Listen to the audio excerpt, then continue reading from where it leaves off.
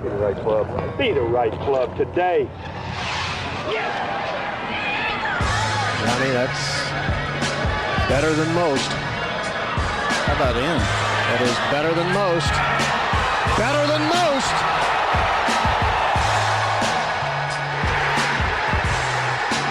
Expect anything different? Ladies and gentlemen, welcome back to the No Laying Up live show, presented as always by our friends at High Noon. Solly here. We have made it through the Open Championship, and I am here for the show tonight. Neil is here with us. Hello, Neil. How are you? Good afternoon, Mr. Solly. Good to see you. Pie Man is here. Thank you for holding down the fort all week. We greatly appreciate it. How are you, buddy? My absolute pleasure. Happy to be here. Happy you're still on watch, Solly. It's good to have you. We joked a long time that this was going to be the most epic Open Championship because surely I was going to miss this one, and it didn't end up happening, and we got Brian Harman winning by a touchdown. Big Randy is here to celebrate. Brian Harman, the biggest Brian Harman fan that I know. Hello, Mr. Big. Hello, guys. Well, I guess it is noon officially now, but I still have some coffee left this morning. But I'll be hitting those high noons ASAP. Because you're a party boy, Randy. You gotta Come get up. on. He's a hot dog eating, apple pie loving American right there. Hell yeah. Listen, the moment everyone has been waiting for is here. That is the High Noon Pool Pack. It's back. It's been back for a while. Grab a case, text the group, get your friends to the nearest pool. It is only here for the summer. I'm going to have a little talk with them about that because I don't appreciate that. It is my favorite. They have my two favorite flavors in that, which are Kiwi, guava, peach.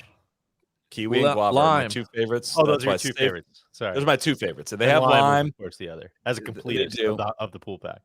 But I saved the kiwis and the guavas for the biggest tournaments, and this was certainly one of those. Trying to peek at the right side.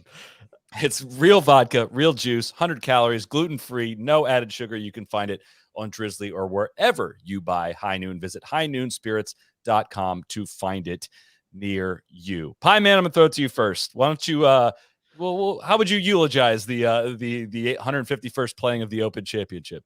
I will start with this. Was it my first choice of winner? No, it wasn't. But you know what? I'm absolute. Every hat I have, I'm taking it off for Brian Harman. I actually really enjoyed today. I enjoyed yesterday. I think we spend a lot of time talking about what a dream it would be if we had, players of different ability levels, different skill sets able to compete at major championships. And I think we're glossing by the fact that Brian Harman did just that. He has every advantage stacked against him in the world of modern pro golf, and he went out and won a major by a million shots, and it's incredibly impressive.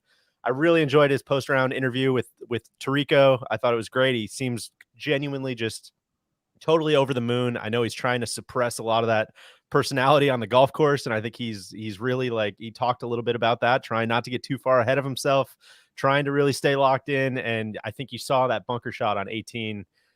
I mean, it's obvious to say how much it means to him. He's been working for it his whole life, but it was really cool to see that come out. And I mean, God, dude, you just gotta hand it to him. Unbelievable performance with the putter. Hit a ton of fairways. He just, we were saying it yesterday. It's like he got off to a really bad start yesterday, and watching him steady himself kind of in real time was so impressive. And then he did it again today. So I'm super, super impressed by Brian Harman. I hope he makes the Ryder Cup team. And I have nothing else. I'll see the rest of my time.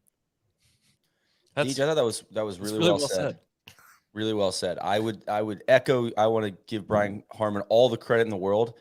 I feel like being from Atlanta, playing in Georgia golf tournaments, Brian Harman was a killer as a junior golfer. He was Tron's year. He beat up both Atlanta, Southeastern junior golf, American junior golf, you name it. He was the dude as a kid.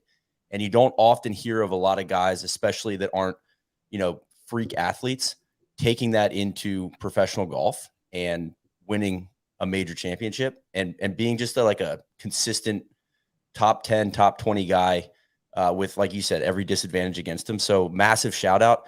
It was not an exciting tournament to watch, but I do appreciate watching someone with a lead play experienced clinical golf, right? He hit all the right spots.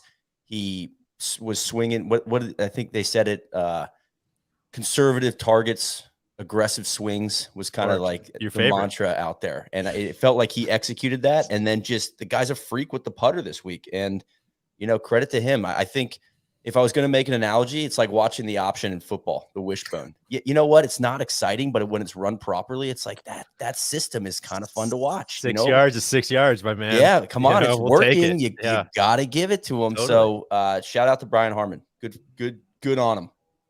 Randy, you got to have something else. Oh, Randy hated it. Yeah, listen, everything you guys said is true, but it also was pretty much horrendously boring from Friday afternoon on. So, I blame the dudes for that, though. I don't blame Brian Harman. I blame the guys that didn't go track his ass down. Sure, that's not Brian Harman's fault at all. I think I said Friday he's either going to win or he's not, and he won. And You're right. You rocked it, man. But should we apologize? apologize? Well, I just gotta, we're gonna look back on this one like we do Zach Johnson at the Masters, or it's not. Listen, this isn't exciting for anybody as much as we all want to pretend, and that's taking nothing away. Brian played excellent golf, but for the last major of a year, it's a big letdown, and now we have 9 months off till Augusta. So I don't know. Solly, what do you got to add? I think you guys covered it a lot. I mean, it's hard when somebody gets a lead like that. I have no reason to dislike Brian Harman at all. I wouldn't say he's hugely a huge favorite of mine, and I literally have no take on it. So I don't feel the urge to root against him. I don't want to see him come back to the field necessarily. So it's weird when they get that big of a lead where I felt myself perk up a couple times today. I mean, there were a couple times where guys got within an earshot of it. Sepp Straka made a decent run. Young Tom Kim, of course, made a decent run. And it just never materialized. And you do just got to tip your cap and say that was just an imperious just performance. It really was. And by someone that doesn't have the most incredible physical skills yet.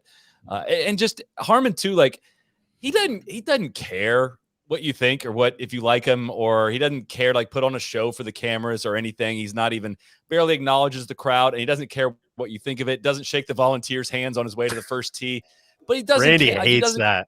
Yeah, he did thank the Supers though, second in the post game.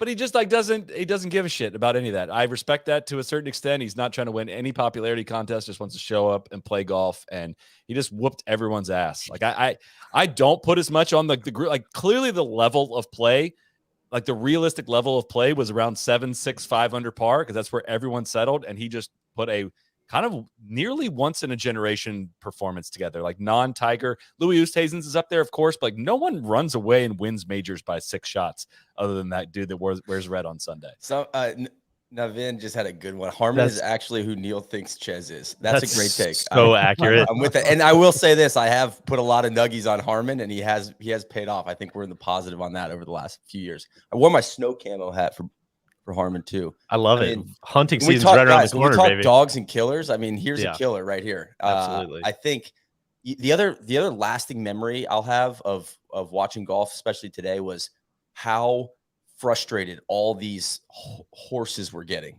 and it's just little Brian Harman just ran away and hid, and they're like, I can't get to him. And I think that's what makes golf so good. Is it Rahm was freaking out, Cam Young was being so bitchy. I saw myself and Cam Young all day. Just couldn't believe these putts I can't make these putts, man. I can't, And that's where I think I'm starting from, right? Is Randy, to your point, I'm not trying to put lipstick on this or pretend that it was, Rory versus Cam at the old course or anything like that. It wasn't. But I think squinting and trying to look at all the positives, Neil, that's what I took away is watching people try to chase him down and not be able to was really pretty captivating. I think from a personal perspective, I talked about this a little bit last night, but when I first started covering golf was like 2008, 2009. I mean, he was the dude. And in that stretch of covering a lot of like junior and amateur golf, at least to me, there was kind of like two guys that almost like broke into that crazy stratosphere. It was like Brian Harman and Jordan Spieth. And watching like how those two careers have gone differently is where you almost kind of, I don't know, you see a guy like Harman and it's like, man, if you guys had seen what I saw like at the beginning, like this guy is supposed to be winning a lot more and it just hasn't happened. And that's why it's a very long, decades long payoff here to kind of see it all come for full circle. That was kind of cool to watch. I was very happy for him. This was a perfect open before the advent of television. Like, yeah. This would have been a great one to read about in Sports Illustrated. Yes, next week. I think that's right. Did not need to spend however many hours watching it. You didn't enjoy I still, even with the results not in doubt for the most part, I still greatly enjoyed watching it. I thought it was. I thought about this today. I desperately wanted to fall asleep on the couch. It was the perfect nap tournament. And I was like, God, I'm going to be on the live show later. Like, I think I got to stay awake, but there were some moments there, like holes 6 to 12, where I was like, I could just check out, man. I don't think I'm going to miss much. I don't think anyone's going to do anything. But that's exactly what happened. There was no charge mounted. But you gotta have the hope of it, man. Like if there was a charge mounted every time, then it wouldn't be excited when there is a charge mounted. There were hints at charges mounted. That just that feeling of like wanting to believe was there with Rory making 3 birdies in the first 5 holes. Totally. Sepp Straka made a run. Young Tom Kim had a putt to get within 3 on the 17th green. Like there was some stuff percolating. It just didn't come. None of those felt real to me. Just because Harman didn't show any sign of doing anything but hitting the fairway and making 20-footers. And the putter, he was just changed the bunkers. God, it was. Well, we're gonna get there. We got a second hour of the show is gonna be all about the bunkers. Yeah, I think the amount of like long irons he was hitting from like 210 plus also can't really be overstated, right? Like something happens on TV where every shot kind of like always looks like it's the same distance, and he had so many like 3, 4, 5 irons that he just is hitting to the fat parts of greens, the perfect like away from bunkers. It's really boring golf, but it's so fucking impressive, man, to do that under the most pressure possible. And Randy, I know you're not taking any of that away from me. No. That's where I want to be abundantly clear. This was a hell of a performance. It was impressive as all get out, but what you said there, it was rather boring most of the time. Which, listen, there's one guy like that. There's one guy that breathes so much life into this golf tournament for me, Tron. Honestly, like Tron doing what he did, and apparently he's going to be on the show any moment here. It was the first thing I thought about when I woke up this morning. It was just like, oh my God, I didn't sleep. Did he get there? How did he get in? I had to go. I went and saw Oppenheimer alone last night because I had to get my mind off of like, did my brother just fly to the UK? Like, he knows. You missed last night's show. TC, and you know what I on the walk home last night, what I thought about was what I want to hear more about the dream. What was TC's dream? What did he see in a dream? He said he had a dream, and I don't think this was the dream. So I would like to dig into the subconscious a little bit and understand a little more of what he was seeing. I think it was a genius move for somebody that has a lot of airline miles, and we'll take like rather than fly direct on a non-United partner airline, we'll take 3 different flights to get somewhere on a United partner. Like this was a dream for him to be able to avoid having to face the music on the Tommy takes, to just totally obfuscate and to totally deflect in this way is genius. Everyone's singing his praises all of a sudden instead of riding him for his Tommy takes. I would say this bought him another at least 3 months, maybe till the end of the year with the Vision Fund. Totally. Before the LPs kick him out. Maybe comment of the day today on our Slack was Solly said we're really putting the screws to Solly about his years and years of Sepp Straka hate. Yes. And we said Solly for the Garts. I can't it's destructive. Really. He said, Solly, this is gonna be impossible for you to come back from. He's sticking it in you right now. And he said, I've got so much egg on my face, I might have to fly across the Atlantic Ocean just to distract everybody from how embarrassing it is. Which I thought was pretty and then to tell you how boring the tournament over was, easy Tron Carter. Then I hit him with, well, at least the food's good over there. Yeah. And then we got into like a 20-minute discussion about how bad English food is. So beef Wellington and stroganoff, things of that nature. It needs to be said too that Tommy played Friday, Saturday, and Sunday at a combined 1 over par. Like, what are we doing? Not what close. are we doing? No, it's TC. I'm gonna fucking change this. No, tip ball. We're going the other way, baby. Mr. 63. Can you imagine if he would have though? Oh Can my you imagine God. being I know, there for truly. it? But then it was one of those He things where he was would've. only thinking about the upside, and then I'm sure he got there. And I mean, I wish I could have been next to him on 17 when Mr. 63 turned into Mr. 6 on a par 3. Like, Jesus, man, ejection. Like, tough scene. He missed that like 5-footer, which was just like on repeat all day long. Guys, we're burying like the lead of this, I think, which is we heard from Tommy after the Canadian Open that he was literally like thinking about Tron on the back nine of trying to win the PGA Tour. which I'm still trying to process that. Yes. Like, I would like to talk to Tommy and say, stop doing that. Stop thinking. Please stop doing that. My So brother. TC, Don't do that. The night before one of his most important round of his career, flies across the country to go support him, as if Tommy didn't have enough on his mind. Like, how distracting is that? If he really loved Tommy that much, he's got to own this decision. He does have to own it. I would say maybe TC's trying to take all of that energy pain and attention on the grounds there. He's flash the photo up though. Who's in pain? Who's in more pain? Here it is. Photo? Here it is. Tommy talking to Tron after the round. Oh God! Show us the other one, the one that's going viral on social media right now, which is Tron in full smile while Tommy laments the round that he had today. I'm putting this picture up. I'm gonna frame it, mat it, put it up on my wall. I can't think of a photo that's gonna make me happier in my office every day to look at. Is just that right there of Tommy and TC, just the entire all the joy that this has brought me.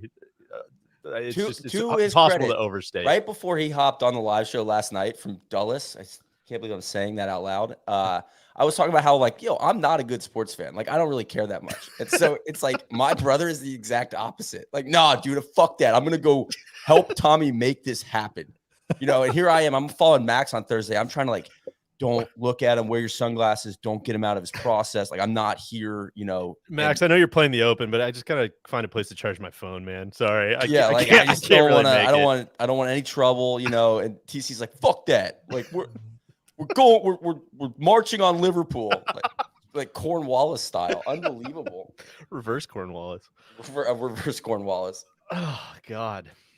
I can't wait to hear from him. We'll have to save some of that. I believe we're getting reports he's in player dining right now. Is that is that accurate? Well, so there was a next to the media center, there was the club, like the open clubhouse where all the players and player families and caddies would all go.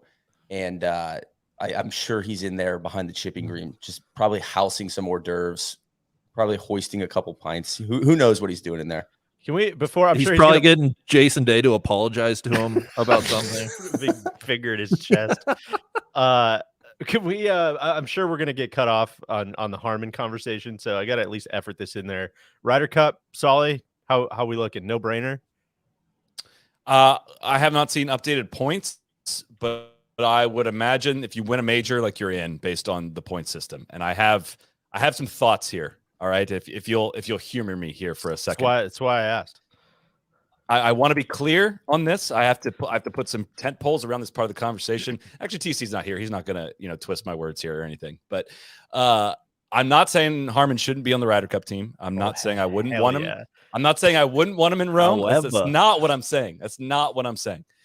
But you can go back 7 years, I think. I started writing about this back when I actually wrote for the website, pointing out just enormous flaws in the point system in general, not just on the U.S. side, but just how the point system works in these Ryder Cups, and how, like, Jimmy Walker in 2016, when he allegedly won the PGA Championship, went from 29th to 4th on that points list, right? And here's my overall stance on this. It's, if you want Brian Harman on your Ryder Cup team, I want the captain to be in charge of making that decision, right? Like, I want that endorsement of, like, hey, you're my guy. I'm taking you across the pond. Come on. And I think Harman's going to get in on points now. And I just think for a player that, listen, before this week, we weren't like screaming for him to be on the team. And 2 months from now, he could play great golf that week. He could play mediocre golf that week. He could play horrible golf that week. But it has completely flipped the scenario because of 1 week of golf 2 months out from the Ryder Cup. And I just don't think that's how you form the 12 best players on your team, right? I mean, if he has a stinker month and a half leading up to this, and he's stuck on the team on points, then you have a player over there that you don't want to be taking across the pond in that time, right? I don't know if that's going to happen or not, but I just like with the flexibility. I like 6 captains picks. That's a lot, but if he still makes it in that top 6 on points, it's just like not the way to fill out 12 best players on your team, in my opinion. I think I've been on the record for years for 12 captains picks. So yes, I'm very much with you there. I have no issue with that, but I would say it doesn't feel like there's a ton of guys trending on the U.S. side. I think there's more guys trending on the Euro side. Brian Harman, it's not like he came out of nowhere. Like he had a T. I think he's had some really good finishes the last 3 months. He's been doing things, to use your words. Always doing things. He's always doing things. And I think he's a fantastic course fit, right? Like he hits every fucking fairway. And you're talking about how they're going to make this a skinny Mickey Mouse golf course. Like I don't have any issue with that. It's not a skinny Mickey Mouse golf course. It's not Le Golf National. It is equally rewarding driving distance and driving accuracy so far from like the data that's out there, right? So it's not the same as what we saw in France in 2018. Like you just got to be a good driver of the golf ball. And he is an above average driver of the golf ball when you combine his accuracy and his distance. And his great match play record. Again, like I'm not even like advocating not to have him. It's just like, dude, I don't feel differently about who to take over after this week of golf on a playing style that's not the same as what we're going to see this fall. And it's 2 months away. Like it's great that he proved that this week and had an incredible performance, but that just still doesn't mean that is going to be the guy that you want 2 months out from now. And it's complicated. Yeah, hold on. I think your general point is good. I think you're making it in the wrong way though. Like I think Harman should be on the team if he wins the Open and he's trending and he's playing well and the body of work, he's been around for a long time. Like he feels like one of the top Americans. Like it's hard to argue. He's been 20th over the last 3 months. He's not even in the top 30 of Americans in the last 6 months, and he's probably about 20th, 25th around that. So like the problem about the real Americans though. Where's he on the got that dog in the hot dogs and apple pie Americans? Yeah, I didn't think about that. He should get extra points for that, but it's just he like, lives in a small town. Again, you should try telling him this in a small town. Yeah, why don't you go fucking try it? See what happens. The way the points works, like it's a counting stat. It's not a blend of your performance across multiple months of performance, and it could expose a little bit on the U.S. side. Again, he might be like who they want to take in 2 months, but like it just having that locked in, this far out, it's still a long ways away. Having that locked in now is not ideal in my opinion. So the argument is the points are too complicated. Yeah, I'm with you on all of the changed point system, all of that. But right now, if you got to make the team, what are you doing? Yes or no? Are we playing next week or are we playing in 2 months? We're playing in 2 months. Yeah. Come on. I would say I would not. You're a little skin in the game, like big. No, I would say no. I would not have taken him to start this week, and this week does not change. Doesn't take anything away from the performance. It doesn't. Like it's incredible. It's not been the same like leap that Wyndham Clark has taken. Like Wyndham Clark winning the U.S. Open got him on the team for sure, but also dominant at the Wells Fargo and has been really freaking good outside of those 2 events, right? Like that's kind of what I'm talking about. Harman's been just a guy for quite some time. Like I think that's. It just happens like every single week we're gonna do this where if somebody goes and wins next week, it's like they gotta be on the podcast. It's like the only fun thing. Yeah, I guess gotta be on the team. My point would be it's a little different. What else are we supposed to do? I think there's 2 things. If someone does this next week, we're not going to do that. It's not the Open Championship. He just went out and won a major by 5 shots, 6 shots. Like that's if Finau wins, he's going to be on the. That's on the team now. No, if someone runs through the FedEx Cup like Billy Ho did a long time ago, you're like, yo, that guy just won like 2 of his last 4 events and he balled out. Like he's trending. He should go. But I don't think if someone just wins next week, it's not the same as what Harman just did. That's the argument I'm making here.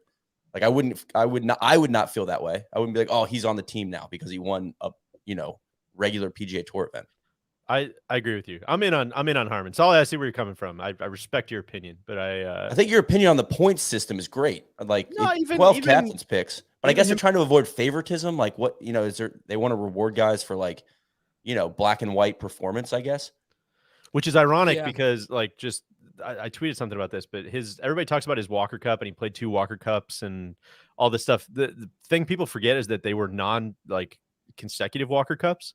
Like he loves the team events so much that he literally stayed amateur in order to play that second one. So he played in 05, missed the team in 07, which I think, like, I would have to check all of this, but I think that was like the peak of the USGA politicized picks, like picking the right guys who have the right look and the right fit. And we need a leader in the locker room type guys. And so he didn't get picked in 07, stayed amateur instead of turning pro so he could play on the 09 team, and balled out again. And I don't know. I think, and then now has kind of been like trying to go his whole career, like to make a USA team, President's Cup or Ryder Cup. And so I don't know. I think there's just a lot of, it's very unscientific, but I think there's a lot of context towards, like, I just think he's going to be a really good Ryder Cup player. I think also he pairs really well in alt shot. Like, he seems like a guy that could play with. He's easy guy to play with. He's going to hit fairways and he's going to get you out of trouble with his putter. Like, he seems like a malleable member of the team. Malleable and valuable. Thank you, Randy. I knew you would pick up what I was putting down. If you made that take like last Sunday, I'd be like, yeah, I could see that. I would not change I would not have your opinion change on Harman on the team based on this past week. What if he misses the cut 2 weeks from now, or at the first playoff event? Does that, why does the peak week outweigh a bad week, right? You because don't know it was a major win, because it's the Open. That doesn't, and he ran away with 6 shots, and he also would be a valuable member of the team because he's pretty, like, versatile and easy to play with. Like, he doesn't have to play all 5 matches. And they might have the correlation of major wins to record in the Ryder Cup. I don't know if there is one. Well, I then come up with a better format for me, because you don't like the point system, but you're not going to pick the guy that, like, the eye test. He passes the fucking eye test for me. Is what I'm saying. That's totally fine. I'm just saying, like, not a lot of people were saying that before this past week. And if your opinion's totally flipped on this past week, that's fine. Mine would not have. If somebody had brought up Harman last week, I probably would have like thought about it straight up, because I've always felt like he's always doing things. Like, it's kind of like people's argument for Kisner, like, oh man, Kiz always plays well in the. He's a dog. He's a dog, right? Like, the X-ray machine out. Harman's he's a killer. I'm with you, so it may come down to like Big Tone versus Harman, right? Like, that's what I was going to ask. That's what I was going to ask. Who's watching the TV today, like, most upset that Harman won? Is it, like, I would throw out like JT, Finau, or Keegan, probably. Yeah. Right. I don't know. Keegan's on the team. Keegan's already on the team because he won an event a few. All right, so he's got a suitcase pack. He's got a suitcase pack. Where do you stand there, Sully, on JT and Harman? Will you apologize for JT? Like, that's so, like, that kind of, like, egregious to me. If you're like, no, I'm taking JT over Harman. Like, fuck, man. Like, I get it. He's done it a while, but he's kind of in the wilderness. You're doing what I get accused of doing, which is only looking at past results and assuming that means the same for the Ryder Cup future, right? Like, if JT continues to not be able to break 80 over the next month, I probably am not going to go take him across the pond, right? Like, I need to see some sign of golf from him, some sign of coming out of whatever this is over the next month. But we have that time.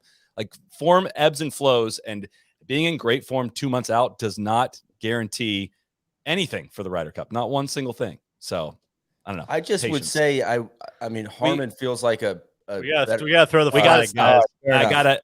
I gotta, before we get to this, because I have a feeling this next part might take a little while. We are brought to you by Titleist, the choice of the champion golfer of the year, Brian Harman. From his Pro V1 golf ball to his fairway finding TSI driver to his CB irons and the Vokey design wedges he used to scramble his way around Royal Liverpool. Listen to this quote from Brian prior to last year's Open at St. Andrews. The reason I switched back to Titleist was because of windy days, and with Open championships and major championships in mind, to flight the ball and not have to worry about getting up and getting out of hand was a big deal. Prior to the start of 2017, Harman had been playing a competitive golf ball and clubs. He switched a competitor's golf ball and clubs. He switched to Titleist irons in his first event of the 2017 event in Palm Springs, having played a similar set as a junior and in college. And 3 months later, Johnson Wagner asked Harman if he wanted to team up the Zurich Classic. The first year the Zurich went to the team format.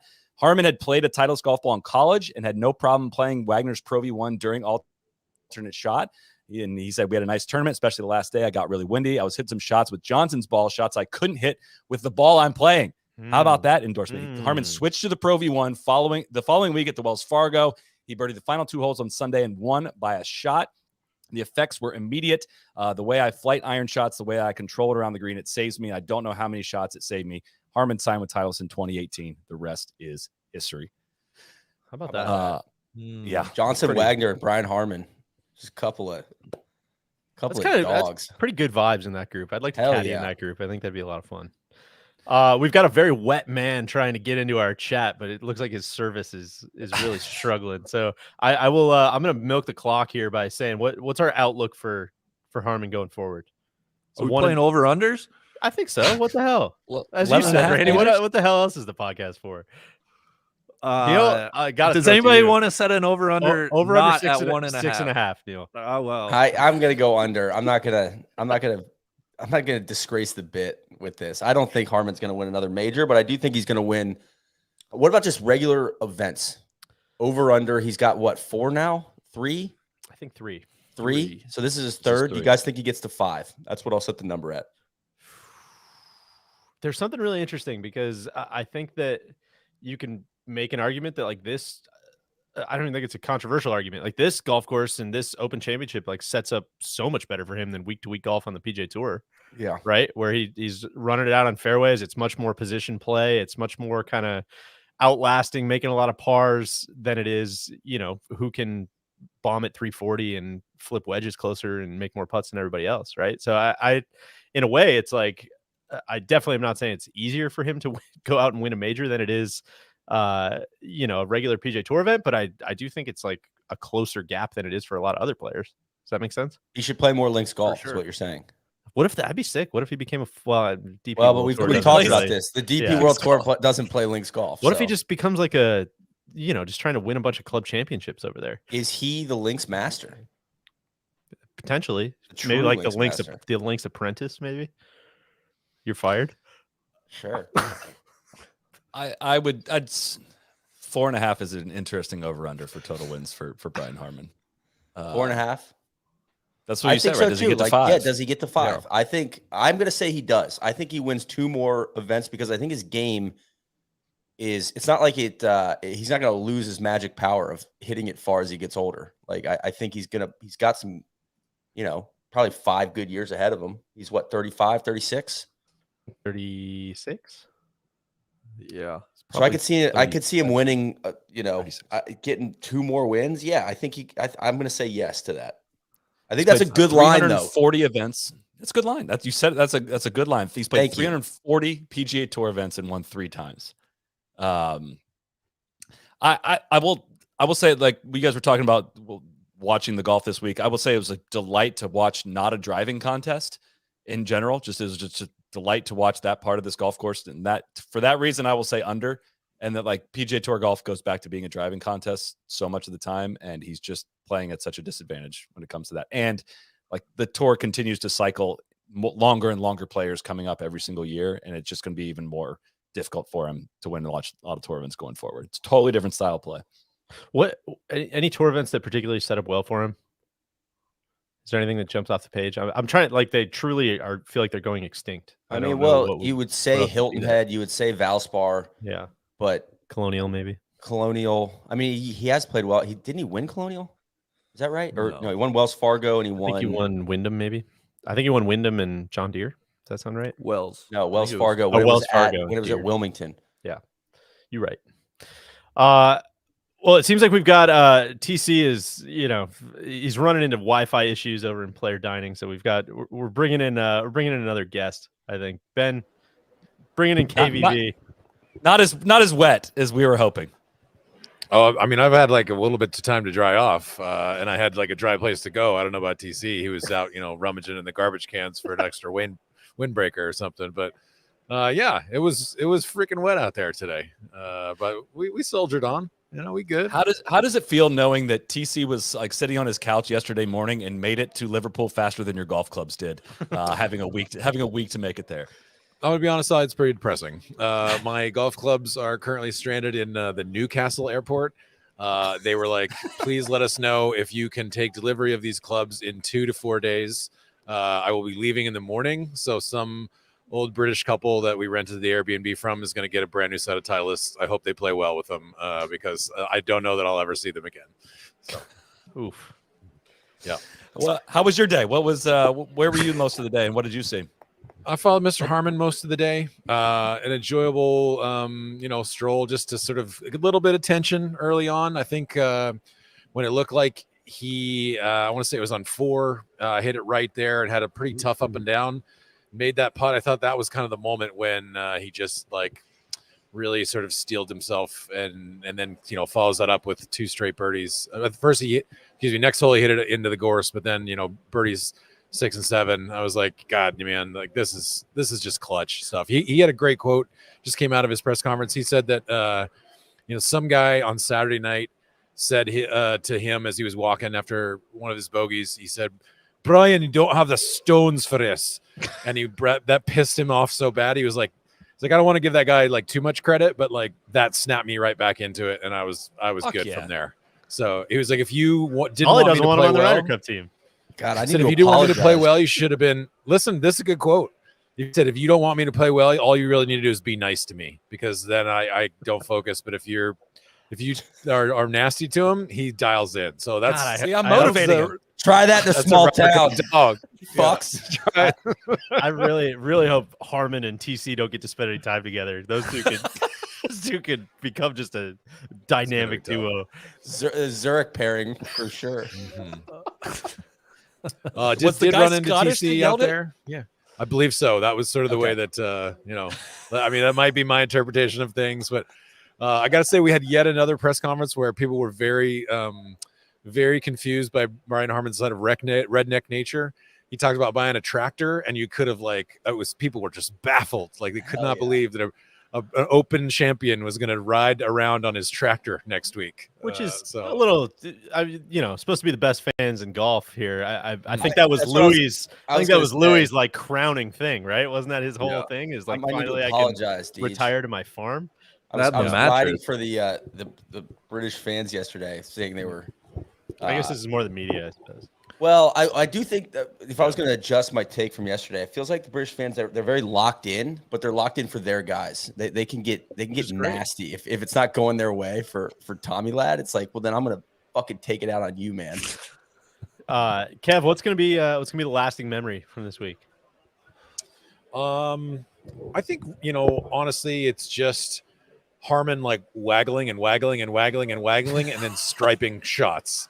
Like it's you'd think that was a sign of like nervousness or a sign that the moment was too big, and really it was just like him, whatever eccentricities he has, he was just going to find the moment until he felt a feel was right, and then he was going to stripe it. So God, I actually got TC here in the media center. This is how'd you sneak him in? That security there was locked tight. Oh my God. I don't know, but look at this. I'm going to go ahead and give him one of my earbuds so that he can hear the audio, and we'll see if this works. We're going to do a little like in the field correspondent, as Jamie Weir was called, lollipopping with the mic. So, please, KBV, you asked the questions. Okay, TC, you've come back from I think some time with Mr. No, that's my thing, and you should put that in your ear. Okay. Kevin, that was mine that was not working. I was over there and I ran over in the rain. It is like a monsoon out there. Right and a huge monsoon. So I did see a picture of you and Tommy together. If you could maybe tell us how that came about. Yeah. Tommy apologized profusely over and over and over again. Really big of him. And I said, Tommy, I apologize to you. I should have been here earlier. Yeah. And yeah, I don't know. It was just the guy tried really hard, and he had a bunch of pressure on him this week. And I was pissed that he didn't get the ball to the hole. Randy, shut up. Can you imagine TC saying this about anybody else? Can you? I know. He tried really hard. He tried really hard. It's not your fault, Tommy. Guys, let him go so we can use this audio for anything. Let him finish it. I want to hear the whole finished take. We can use it forever. TC, you are under oath, by the way, right now. All right. It's true. All right. I feel like if we got this weather yesterday, we're not having this conversation. All right. Things just didn't break our way. Straight up. They didn't break our way. I know he made a triple on 17. I didn't see it. I broke off after 14 holes. You didn't see him into the clubhouse? I bailed because I was trying to get back here, and then he had a job to do. We told him he had to be ready. Especially when it turns out the RNA isn't very friendly to journalists who show up, morning of the final round. No, I know that. Yeah. It's tough. Yeah. So but I'm proud of TC referring to himself as a journalist now. We've come a long way, baby. A lot of people bought me a lot of beers today, guys. Took a lot of selfies with people. Very unjournalistic on my part. I apologize for that. I'm so wet. It was, I mean, like anybody in the States, this would have been a third full. Everybody stuck around till the end. Like, I've never been to the Open before.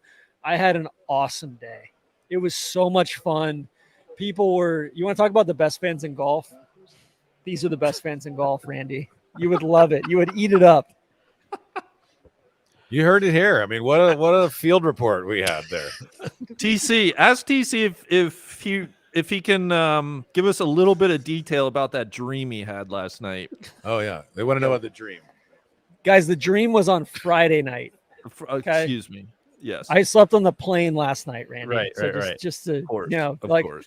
I want to see you believe in something like I believed in Tommy. Which, by the way, I feel closer than ever. I feel like we are so close. He's raised his floor. He might win the FedEx Cup, which would be cool for you. I can't imagine how cool that would be. I know you've always celebrated that. And the FedEx Cup should be the 5th major, as you've always said. I don't know. You can't win the FedEx Cup anymore without winning a tournament. I could see this like pre-2019, but unfortunately, you do have to win a tournament to do that. Which is that, you know what, Solly, that makes it even cooler, right? Let's get back to the dream. What was in the dream? What convinced you that you needed to hop on this plane? That he was going to win the FedEx Cup? No, absolutely not. No, it was going to be like one of the greatest sporting moments of all time. He was up So on everybody's shoulders. I don't know. It was very vivid. Okay. It was very vivid. I feel like this dream is like letterboxed in like 4:3 aspect, like one of the 1977, old BBC broadcasts. It's all like it's all kind of washed out, and I would imagine that's probably how it looked. TC. I don't know, man. Like, I just sat with Finno for like an hour. Finno and his wife, and we recapped like the last 3 rounds, and like, he got fooled by the wind on one hole. It was like the putts just didn't go in, man. And like, I know they haven't gone in a lot of the majors, but a lot of the tournaments in general. I'm gonna keep betting on Tommy, and the people that are fans of the Vision Fund or shareholders, like you guys. I took money out of my own pocket to come here. If that doesn't tell you exactly where my heart is and where my head is, I don't know what to tell you. I can't do any better than that. I just talked to Rom too. I told him I was the TIO guy, and he was like, "Oh, yeah, I agree with you. I agree with you, TC." Yeah, you keep coming in here. You keep talking about this TIO. That guy who does the impressions, though, I kill him if I ever see him. Exactly. Yeah, he said the butcher stuff, not cool, Neil. Well, that's. I mean, it's a bad take by him, respectfully. I mean, that's a bad take. I'm just going to disagree with John on that. I had Rom this week. I had Tommy this week. I had Victor this week. I feel like we were all over the board. We were peppering the board. We just didn't get it done. Harman, to his credit, awesome job. I mean, like, that's big. I don't know. Like, I feel like I'm not sure what you guys have talked about on this podcast thus far. Brian Harman, I think the Southern stuff gets kind of misplayed a little bit. Like, people think that he's like this arrogant Sea Island Southern guy, and he's probably the opposite of that. He's like the caddies like him. Like, I mean, Finno was just singing his praises. He's like, hey, this guy's the real deal. He's always treated me well. He's always treated all the caddies well. He's been out here for 16 or 17 years, and he's never once lost his card. Like, that's a remarkable thing. And when you go from dominating to the level that he did in amateur and junior golf to basically being at the bottom of the rung as far as distance goes and all that, like, you want to talk about a dog? He's got that dog in him. Like, he may not be a sexy champion. He may not be somebody that like, all right, Hoylake, you guys were due. You guys had Tiger and Rory. Yeah. Were your last 2 champions. Like, cool. Like, Brian Harman. Yeah. Like, that's fine. But it's not in the same vein of like a Ben Curtis or a Todd Hamilton. It's a proper champion, I think, of like the guy fucking like stole people's souls for 4 days. I mean, shit, today, like, we were out there and he went from 12 to 10 under, and then all of a sudden makes 2 birdies, nasty up and down, and it's like right back to where we started, and just ripped everybody's heart out. So props to him, man. It was TC. Do you think Harman should be on the Ryder Cup team? I don't. It's not a think I should. I think he is on the Ryder Cup team, right? And I think Sepp's on the European Ryder Cup team too. Solid. So, Would you care to rebuttal? We've addressed this. He's going to be on the team on points. We've discussed this. I asked your opinion though, not on what's going to happen. Do you think he should be on the team? I feel like we just covered this for like 20 minutes. Why are you? I was talking to Luke. I was going to catch. Here's my take as a European fan. I feel like Harman is actually like you guys getting better in spite of yourselves. Whereas like Harman's a guy, like he's a fucking dog. He's a match play killer. He's like what everybody thought Kevin Kisner was. And we're there with that. And like I think his game plays pretty much anywhere unless it's like a bunch of 320-yard forced carries, which Solly, that very well could. I was walking around with a couple of Italians today, and they're like, yeah, like Marco Simone, not a good golf course. And I said, well, we have a video coming out this week. So, confirming. Yeah.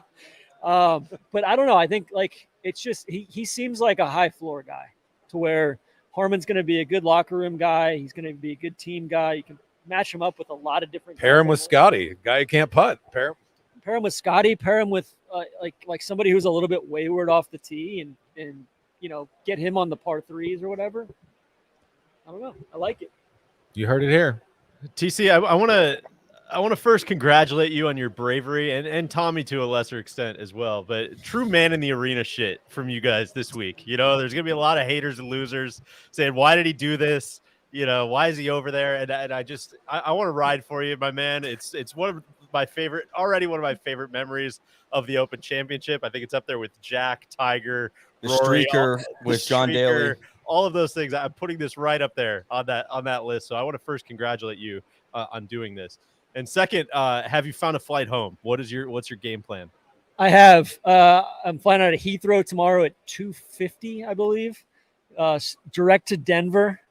I got a lay flat. I believe I'm an 11G or 11H. And I will be in Denver, and then DJ, you will be picking me up in Denver. I'll see you there, brother. So what's the mileage expense on the flight home? 130,000 miles, I think, for a lay flat for like, I don't know, a 12-hour flight. Great. Like I've got a 750,000 miles sitting in my United account. Me. No big deal, Solly. That's not even considering my Delta account, which has even more. Bottom line, though, I don't know. I just cool, man. I am so amped up after spending the day with the Brits and the English. It is like, this was proper golf. This was proper golf weather. This was like so people had umbrellas up, and Brawleys. The rain kind of stopped. Yeah, brawlies. And then the rain kind of stopped, and the heckling, like respectful but assertive heckling. It was like, yeah, down with that brawly, lad. And yeah, down with that brawly. And then the guy goes up and like takes the umbrella out of the guy's hand, and then like takes the umbrella down. And he's like, yeah, nobody can fucking see. All right, man. Like, quit being a selfish prick. And I was like, God, this is my kind of place. Was it directed at you? As he Tough but fair. No, I didn't have an umbrella. I can confirm TC did not have an umbrella the entire day. If anybody wants TC's joy right now, it's like, you know, we talked about no beef in 23. This is impossible TC right here. Just, you know, apologizing for Tommy. There's just, you know, it's all good. It's good vibes only. Neil, one thing, everybody, I saw some things on Twitter earlier. I couldn't keep my phone dry. Sure. First of all, I walked in and it was like, my phone was soaked. I couldn't even answer a phone call because it just kept going everywhere with like the screen. But some of the Canadians were getting after me of like, hey, like, look how the British are treating Harman. I was like, I think the British treated Harman fine. Like, there was no outward disrespect. Whereas some of the stuff that I've heard that the Canadians said to Tommy, unbelievable. Can't stand by that. Ask the journalist next to you what he reported about what happened on the first tee. What happened on the first tee?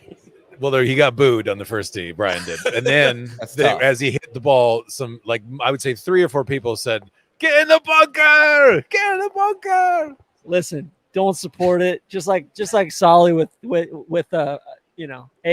Don't support it. Can't American have Airlines, that. not Alcoholics Anonymous. Solly does not support the 12-step program. That's. I have a quick thought for TC here. I was wondering how you felt about the young Tong Kim's heroic performance. He had crutches on after he was limping around. Can I not be the bad guy on this? Like I was. No, you are the bad guy. No, I'm kind of with him. I'll ride with him a little bit here. TC, There's a little bit of. I'll ride with that. There's some thought. Sorry, Mr. Kim, but that maybe it was limping a little harder when the Netflix cameras were around. The limp got progressively. KVV, they gave him crutches. They gave him crutches after the round. For those that were not watching the golf, he was also like swinging, like not even transferring, like trying to win an Open Championship, not even transferring his weight to his left foot. So In spots. both of those need. Only when the cameras were showing him. Yes, Yeah. he was making sure to show that he And was. then I hurt with just swinging. saw him in the locker room, and I didn't see any of that. The crutches were slung over his shoulder, perhaps. It is truly like, are you hurt or are you injured, dog? And you're like, I don't even think you're hurt. So Wow. listen, I just wanted clarifying a previous question of TC's that he wanted answered, which I just want to know if you can answer after a T2 finish at the Open Championship. When are we going to have the discussion about whether Tom Kim is a fraud? I think we've already had it. And what is your answer on it? Do you think he's a fraud? No, I don't know. I just want to see less thirst. Just see a little more, I guess. See, Solly, here did- you can see me praising. You can see me praising Tom Kim. Solly, This you was a did me Thursday- dirty. You did me Thursday- dirty with the Edwin Rodriguez tweet today. What was Ed- it? Ed- Edwin. Edwin Diaz, I believe. Or Edwin Diaz. I'm sorry. no That was offense funny. to anyone. Come on. This I was was DJ's, out there with Tommy the whole way. Well, almost happy the whole to. way. Well, until 14, Until and 14. then you ducked in for the 14. last 5. I mean, doing the pod. TC didn't want to get drowned in the estuary after Tommy hit it back there. So it's just a safety Tough. maneuver. It's tough. tough scene. TC, any other parting thoughts? Did you bring a UK charger or converter? No, I didn't. I charged up my external, my portable charger battery. I don't do the UK chargers Don't do that, huh? You and just all that. you're only here for 24 hours, so I guess that's fine. I talked to the pro. Proud of him. He battled today. I'm not sure if you guys have talked the pro at all. We haven't, but I'm very haven't proud gotten of him as well. Yeah. It was fun to watch him on Thursday, and it's fun to see him close it out on a good note. I think I gave him some shit. I said, it's a T10. It's like, Cantlay and Xander playing together today. First one though, I feel like you get a pass for your first one. Your first one we celebrate. Also, Next first one, few, like it was very steady, and it was overseas in shitty weather. TC, I mean, cut real the monkey off question. his back. You can, judgment-free zone. Was there any moment today, any shot when you were like, man, what the fuck did I do? Like, why did I make the trip? Like, No, it's Neil, not- most of the that- dream is not coming true. Yeah, most of that was probably overnight on the flight from Dulles to Dulles to Frankfurt, and then I connected in Frankfurt, and I'm like, you know what? Like, I didn't even see this. I didn't even know this. See, that's what I was wondering, if you were standing there and like, oh my God, what have I done? But No, it was very much like, I don't know. All the doubt was probably yesterday when I at Dulles after I talked to you guys or whatever, and the more and more I got to it, I was like, this was a blast. I walked around and hung out with a bunch of cool people today, and so many people were like, TC, like it means a shit ton to us that you're here. Like, With tears in their eyes. yeah, Thank you, Strong TC. man. yeah. TC, the champion TC, journalist of the You're year. a fucking legend, mate. You're a fucking legend. You're the fact that you're here. It means Mental the for world this to one, us. TC. mental. So that's where we're at. Like, guys, I look forward to bringing you guys back here, and people are gonna. We might get a ticker tape parade here. Gosh, Let's do it live in Troon. Let's do it live. Unreal. TC, hats off, man. My media cap comes off to you. Just an all-time congratulations on the greatest deflection of all time. I mean, truly, I'm so impressed, and I can't believe you pulled this off. I'm going to guess the podcast listeners didn't see him just holding up Tommy's golf ball there. Did he sign it for you? No, he didn't need to sign it, Neil. Sorry, I don't see you like traveling to Minneapolis, St. Paul for like Big Tone, you know, or JT. JT needs you right now, so maybe this is the time to ride. Solid. Maybe you take him to Cyprus. If I take Brian Harman to Cyprus, then I think he'll be worthy of being on the team. KVV asked TC. Looked into his eyes at Cyprus. Postmortem. Does he want us to classify this Tommy result as a front door or back door top 10? Or both. Or, he was in and out. Did he get a top 10? He did. He birdied the last. He tripled 17 and birdied 18 to get back in the top 10. I can't believe you didn't follow him all the way in. That's tough. That's too many people. You know how hard it was to follow like the last 3 or 4 holes. Without a ropes pass, it's very hard to follow. That's fair. That's fair. I battled so hard today, guys. Like I was up on top of mounds. I was battling umbrellas. He was preaching to the people out there, loaves and fishes shit. I had to take so many selfies He was today. finding high ground. The Brits love their selfies. I will say this, and it's going to come off as a cool man take, but people saying hi on Thursday to me, it's like it didn't happen unless there was a picture. I swear to God, it was like the selfie culture in the UK is crazy. It's like, it was like the phone was out already. Like I was like, you want to get a picture, don't you? Yes, let's get a picture. It's crazy. It was like every single person that says hi has to take a picture with you.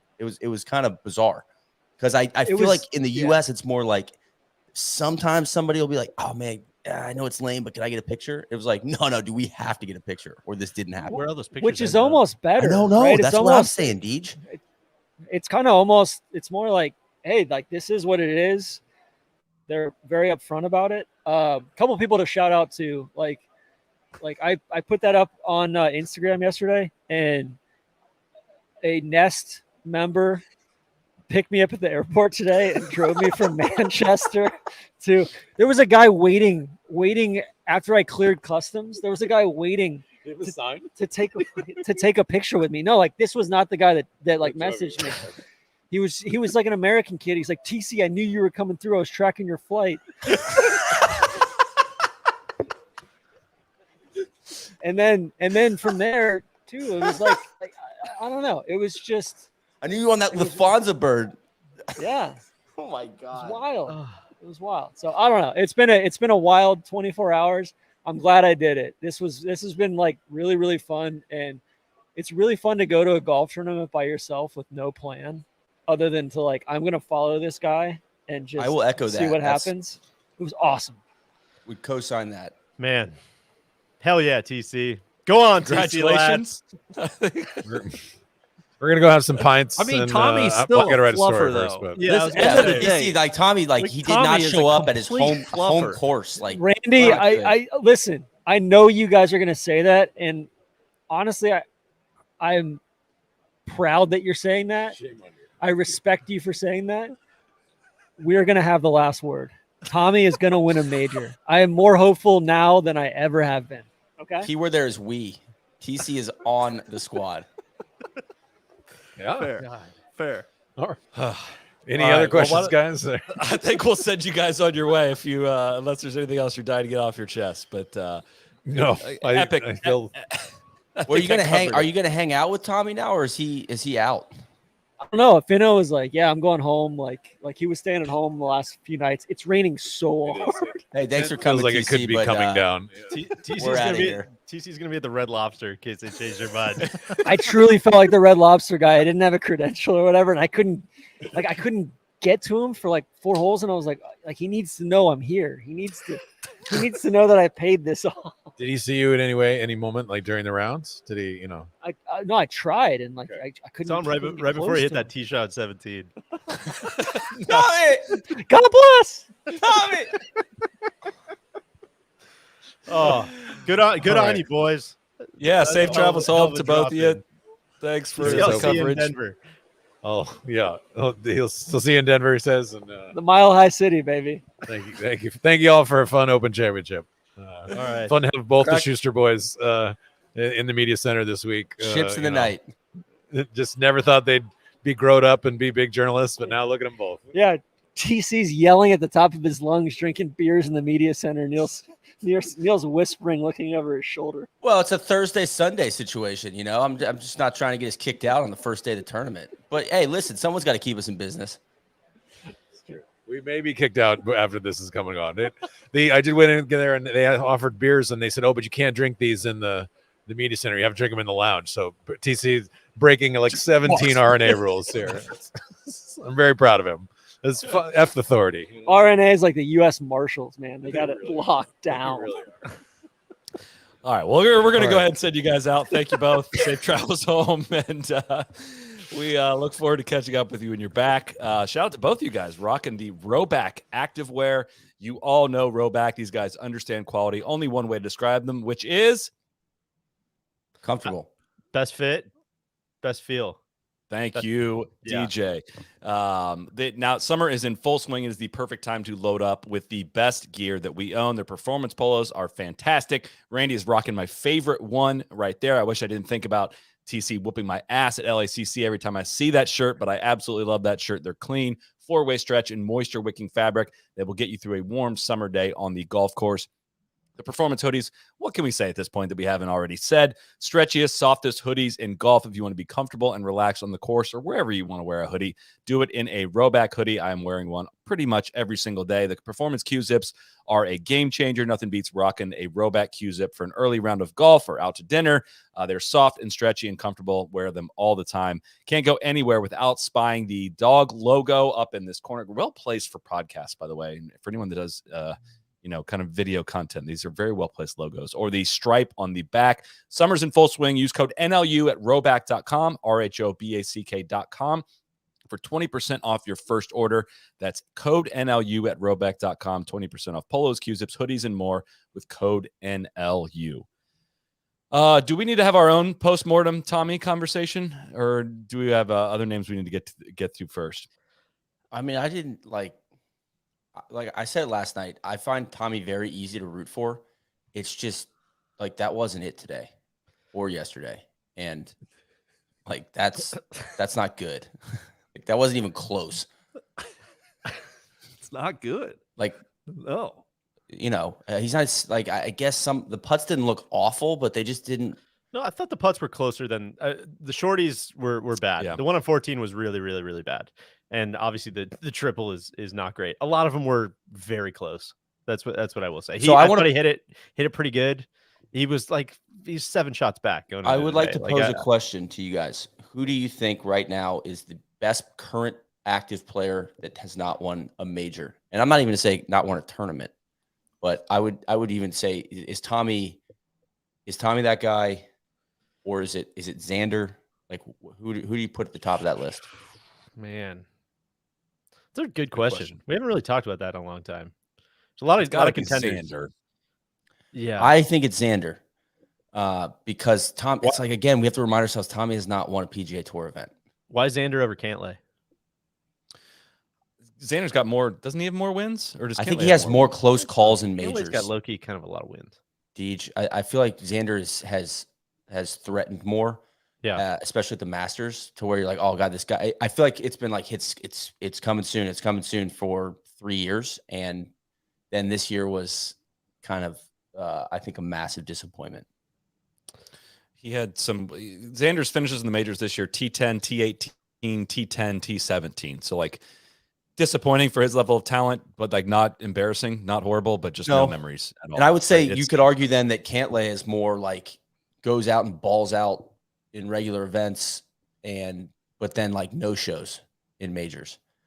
So I would almost say that Cantlay has 8 wins, 8 PGA Tour wins. Xander has 7 PGA Tour wins and a gold medal, if that counts for anything. And Xander has 6 top 5s in majors, and Cantlay has 1.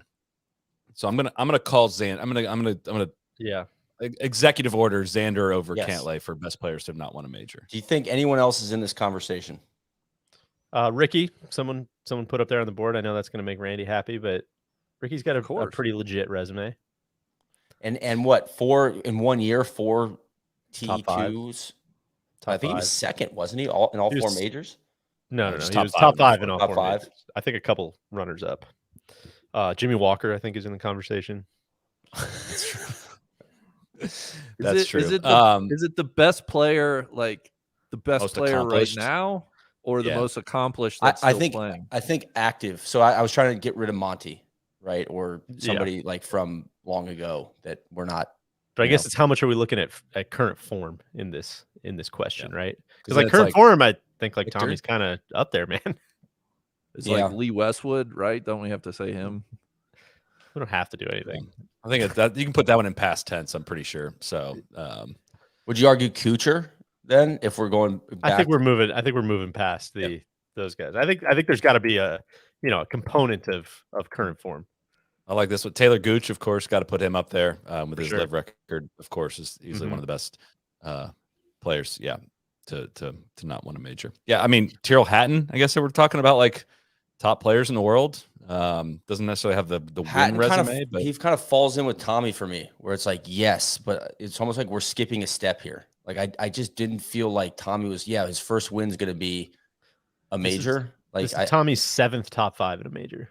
Would you put Big Tone up there, Solly? Up like I put him above Tommy in terms of like resume and getting close to and like not having a major. I mean, what about Victor? I mean, Tommy's got 0 PGA Tour wins, right? I mean, we've got it's. I know. I'm with you. That's kind of what I'm getting at. 0 BDE wins. That's true too. The playoff event that he won with all of the top players in the world there doesn't count for anything. No, people keep still coming up to me in the streets about that win. That was amazing. Yeah, he only beat Cam Smith in a playoff. That wasn't big at all. 2019 fucking Barclays or whatever it was. Liberty, Northern Trust.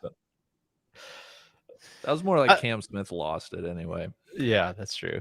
For sure. I don't know. It's a good question. I think Victor is like gonna be the best if he's not right now. Yeah. Tough day. I would like to apologize. I was riding for him last night. I thought he was going to have a big Sunday, and he shot 2 over. So that was that's my mistake, guys. I'm going to own that. Appreciate that. I would shout out his overall major year, though. I mean, that felt like a pretty decent sized leap for Hovland.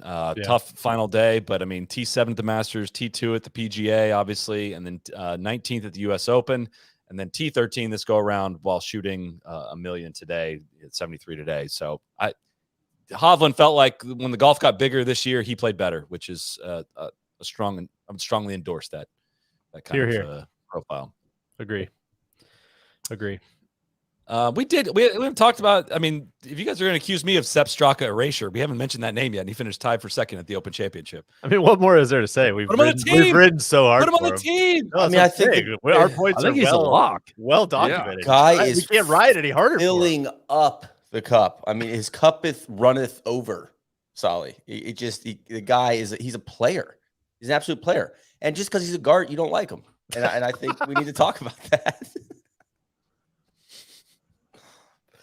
Some of the bits have gone off the rails. I know. It's been a long week, though. Listen, I'm still jet lagged. Sorry.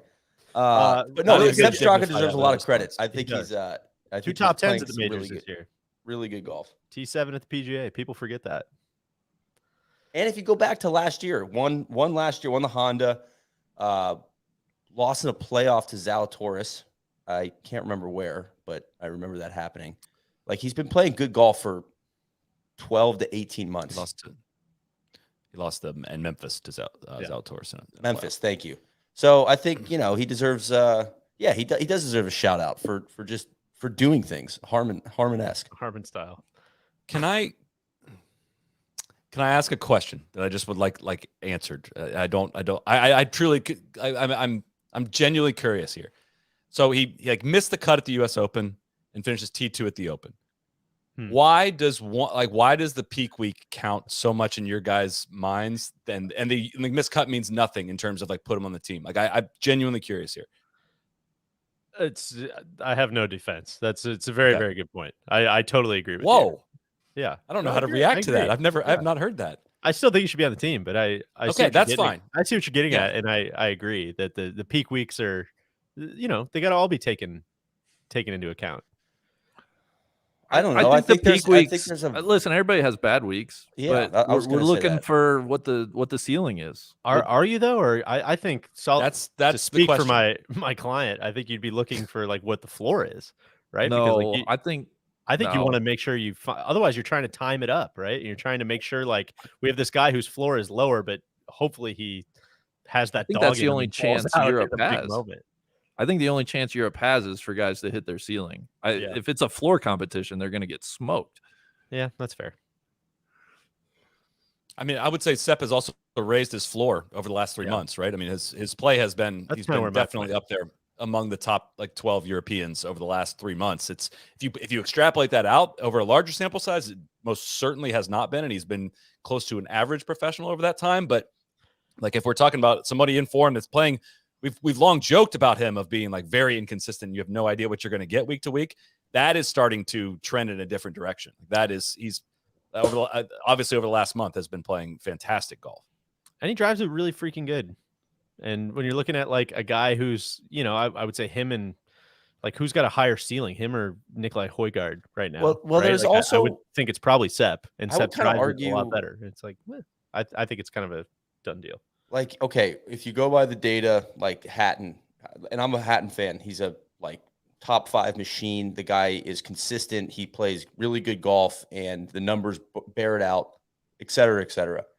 And then you got a guy like Straka, who's won twice in the last 18 months, and T2 at a major. He's shown that he can like get the job done more than Hatton can on the upside. I think that deserves a lot of credit too, is what I'm getting at. So, like, do you just want a bunch of drones in there that don't win?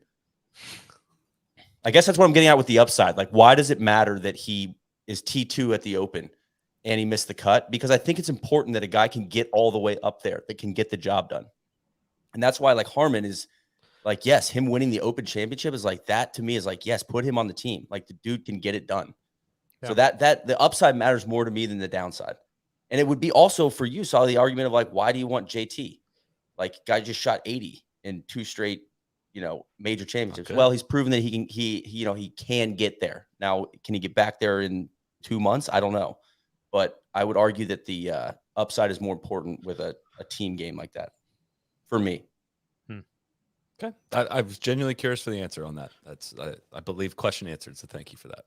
It might be incredibly obvious, but the thing I will always go back to is always, you want to pick the guy that you're betting on playing the best golf that week, right? I mean, the strokes gain stuff can tell a story, but it means absolutely nothing when the balls go in the air, of course. So like if the captains feel like, hey, JT is going to be a great option for this team to go play great golf, like that's who we want to take. And if you feel that way about Sepp Straka, take him, like 100% take him. It's just, I don't think the answer would be like, I mean, like at the US Open, he played really well. It's got to be like, no, I think he's ready to ball out at Marco Simone this week, this format. That's I like a guy that makes a million birdies. A guy that makes a million, like, do the strokes gain? This is a question. Do the strokes gain work the same for match play? Like a guy that is volatile is good in match play in my head, at least. It's like, yeah, if he makes triple, like it doesn't matter. It's just worth like he's down 1. Versus, and that's where like Straka is a perfect example of like, yeah, I want him because he has the potential to make more birdies than anybody. He made more birdies this week, I think. Like the guy just has a knack for getting the ball in the hole and getting hot. Like that's a perfect Ryder Cup guy. Here, I'm in. I mean, just again, like birdie average on PGA Tour, Straka's 66th, right? So, like I'm using this week as an example, and last week at the John Deere where he went like 500 under. So there's something to that. So, but my question still remains: like, do you still want to look at strokes gained for a match play team event? Like, is that? I think it tells a story, but it doesn't. It is a different format. It is a different. Like again, the match play events are going to be this like teeny tiny sample size where like, yeah, I mean, Scotty Scheffler might go 0-4 in Italy, but like, are we saying we shouldn't take him? No, like it tells a story, but it doesn't like perfectly predict anything. Right. So I think you can walk yourself into something like, oh, well, he fills it up with birdies. And it's like, well, that's this past week he does, but over the course of a season, does he? I don't know. You can twist yourself in a pretzel with no matter what. I think points wise, he's like looks to be in a lot better shape to make it anyways also. And if Rory's saying he's going to be on, then I think that's probably means a very good sign for him. So maybe Also, maybe that's what the points are for then, is to like almost give the captains a little bit of breathing room.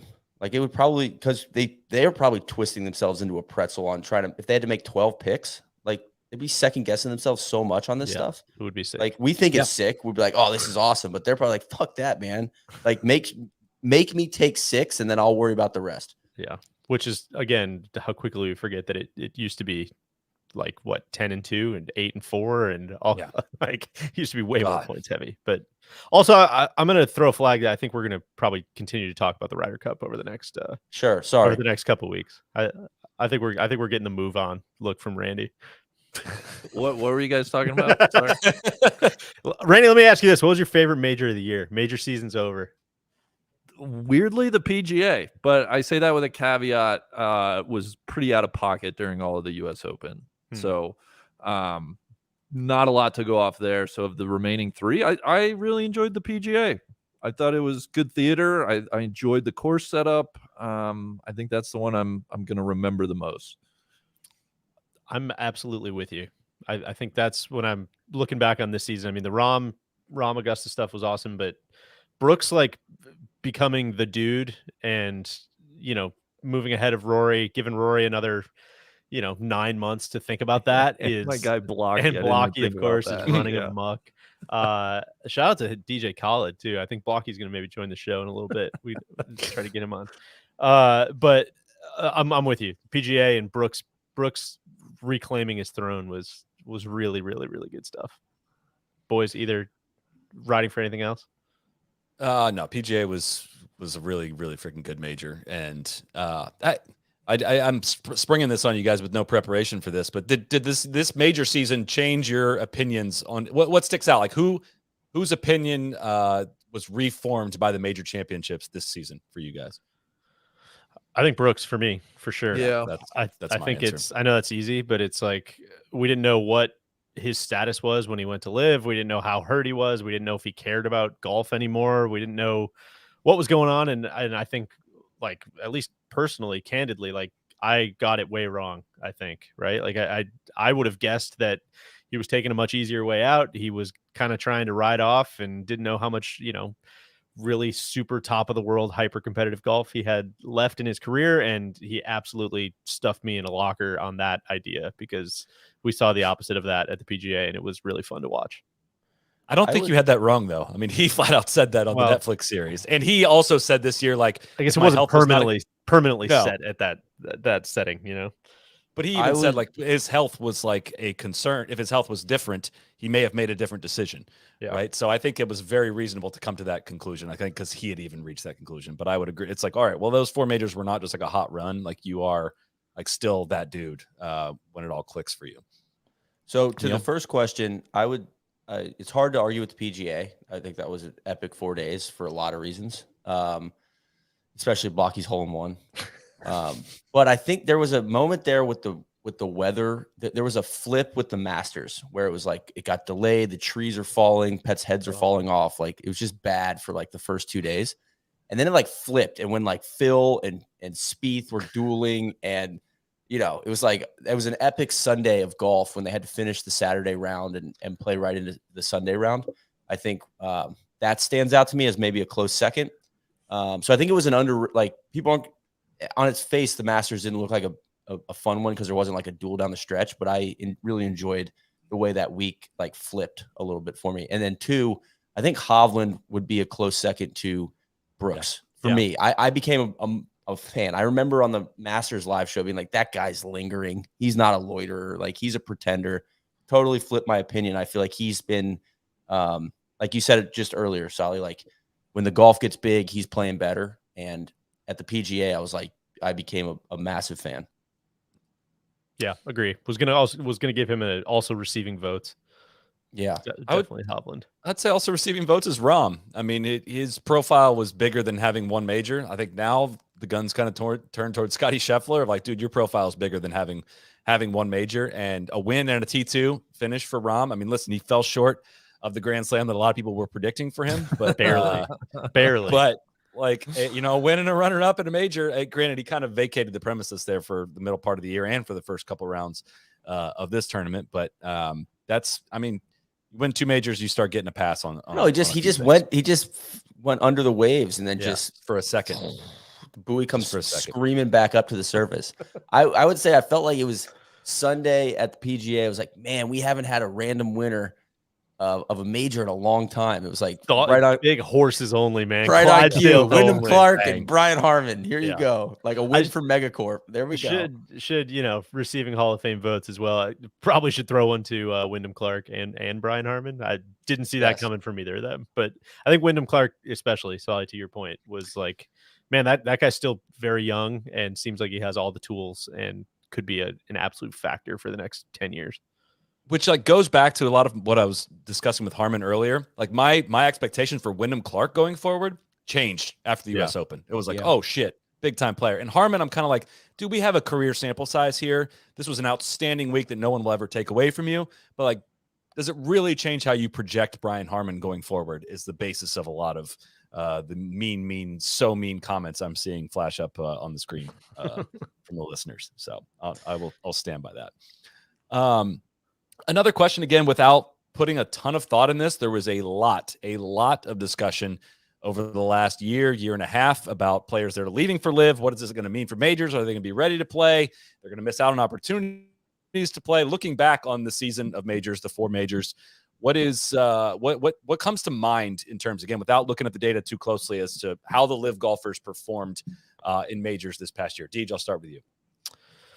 I said a lot about Brooks already. I mean, I think that was like the big thing, right? Was like, do any of these guys care about majors? Do any of these guys, are they going to take it seriously? Like on the most extreme end of the spectrum, which again, hand up, I certainly dipped my toe into that pool at times too. So I think him kind of slamming the door, at least personally on that stuff, was very, very interesting and compelling. And I think just made golf kind of, in a year that like golf probably got shittier, I think that actually made things a little more interesting.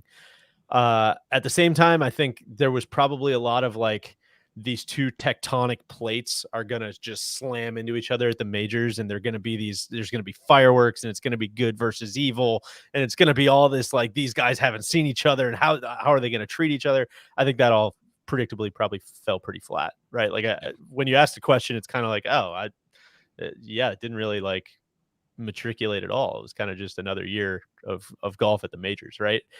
And then I think on the other end of the spectrum, not to piss on the whole conversation here, but I think you have someone like Taylor Gooch, who, like, the farthest end of the spectrum here is like, these guys are fucking dogs. These guys are killers. These tournaments are irrelevant if these guys are not in the field. They're all asterisk majors. And Taylor Gooch just laid like the biggest egg, an egg the likes of which we've never seen at the majors this year. And it's like, cool, man. Like, enjoy Jeddah, enjoy enjoy your remaining years kind of conversation. Not interested in really anything that's going on there. Randy. I think I would agree. Yeah, I think I would agree with most all of that. I certainly, for instance, this week was not necessarily missing like Sergio or some of the guys that have not been able to get into majors. I think Brooks has been the biggest story probably for his resurgence, which we've talked about. I think pretty much other than that, though, it's been business as usual. I mean, I'm struggling to think of anybody who really deviated from maybe what I was expecting or what I thought possible in either direction. I think it is much less of a story than we thought. And yeah, I don't have much more than that, I guess. Neil, do you feel any differently? I would say Brooks is doing a lot of the heavy lifting. All right. If you're going to LIV guys as a unit, he gets a dub for him. Hey, listen, there's an argument to be made. Like, these guys can all play, but overall, I would say like guys like Bryson, Gooch, like, kind of disappointing in the majors. Cam is Cam probably had 2 top 10s though, which I had to look him up. I don't necessarily remember a wiki that one well. At the U.S. Open. So I think it's everybody, but then it was almost like the guys you expected. The top guy, like Phil's, what he did at the Masters, I thought was like, man, that was sick. I was sick. Like, he's still got it. Like, I hope he continues to play in the Masters, because that was fun to watch. But if you're asking me if like Charles Howell III, I think he won twice on the Live Tour this year. Like, do I think he was going to be a fucking killer this week at the Open? Like, not really. You know, I don't really. I think about Abe Answer today. Like, my guy Keen. Keen's not. He was there. He didn't do much. So it's like the younger guys, like the guys like, oh, Abe Answer, you can't. You're hollowing out your depth. It's like, I don't know if we really are. Like, I don't think I'm missing much there. I don't know what's going on with Joaquin, but he's got to be the most disappointing. Yeah. I think, Neil, if I remember right, you predicted 2 live wins in majors at the start of the year. I predicted did, yes. one. I predicted 1 live win major. I thought Dustin would win one this year. I think DJ's probably my biggest disappointment. Granted, he had some disappointments kind of before he left for live. I expected one of Cam or DJ to win a major this year. I picked Cam to not win. expecting. I thought Cam was going to come in and ball out in the Masters or the U.S. Open, and he just didn't do it. So, I just don't. I think it. I feel like I very initially was like, dude, how are these guys ever going to compete in majors when they don't play nearly as much and they're playing 54-hole tournaments and shorts and stuff like that? And I shifted pretty quickly, even before the major started. I was like, dude, I mean, they're world-class players. Like, they're going to figure out. I would be surprised if we look back and said, wow, they totally shit the bed. And I think it was very quickly disproven in the early part of the year that they can't.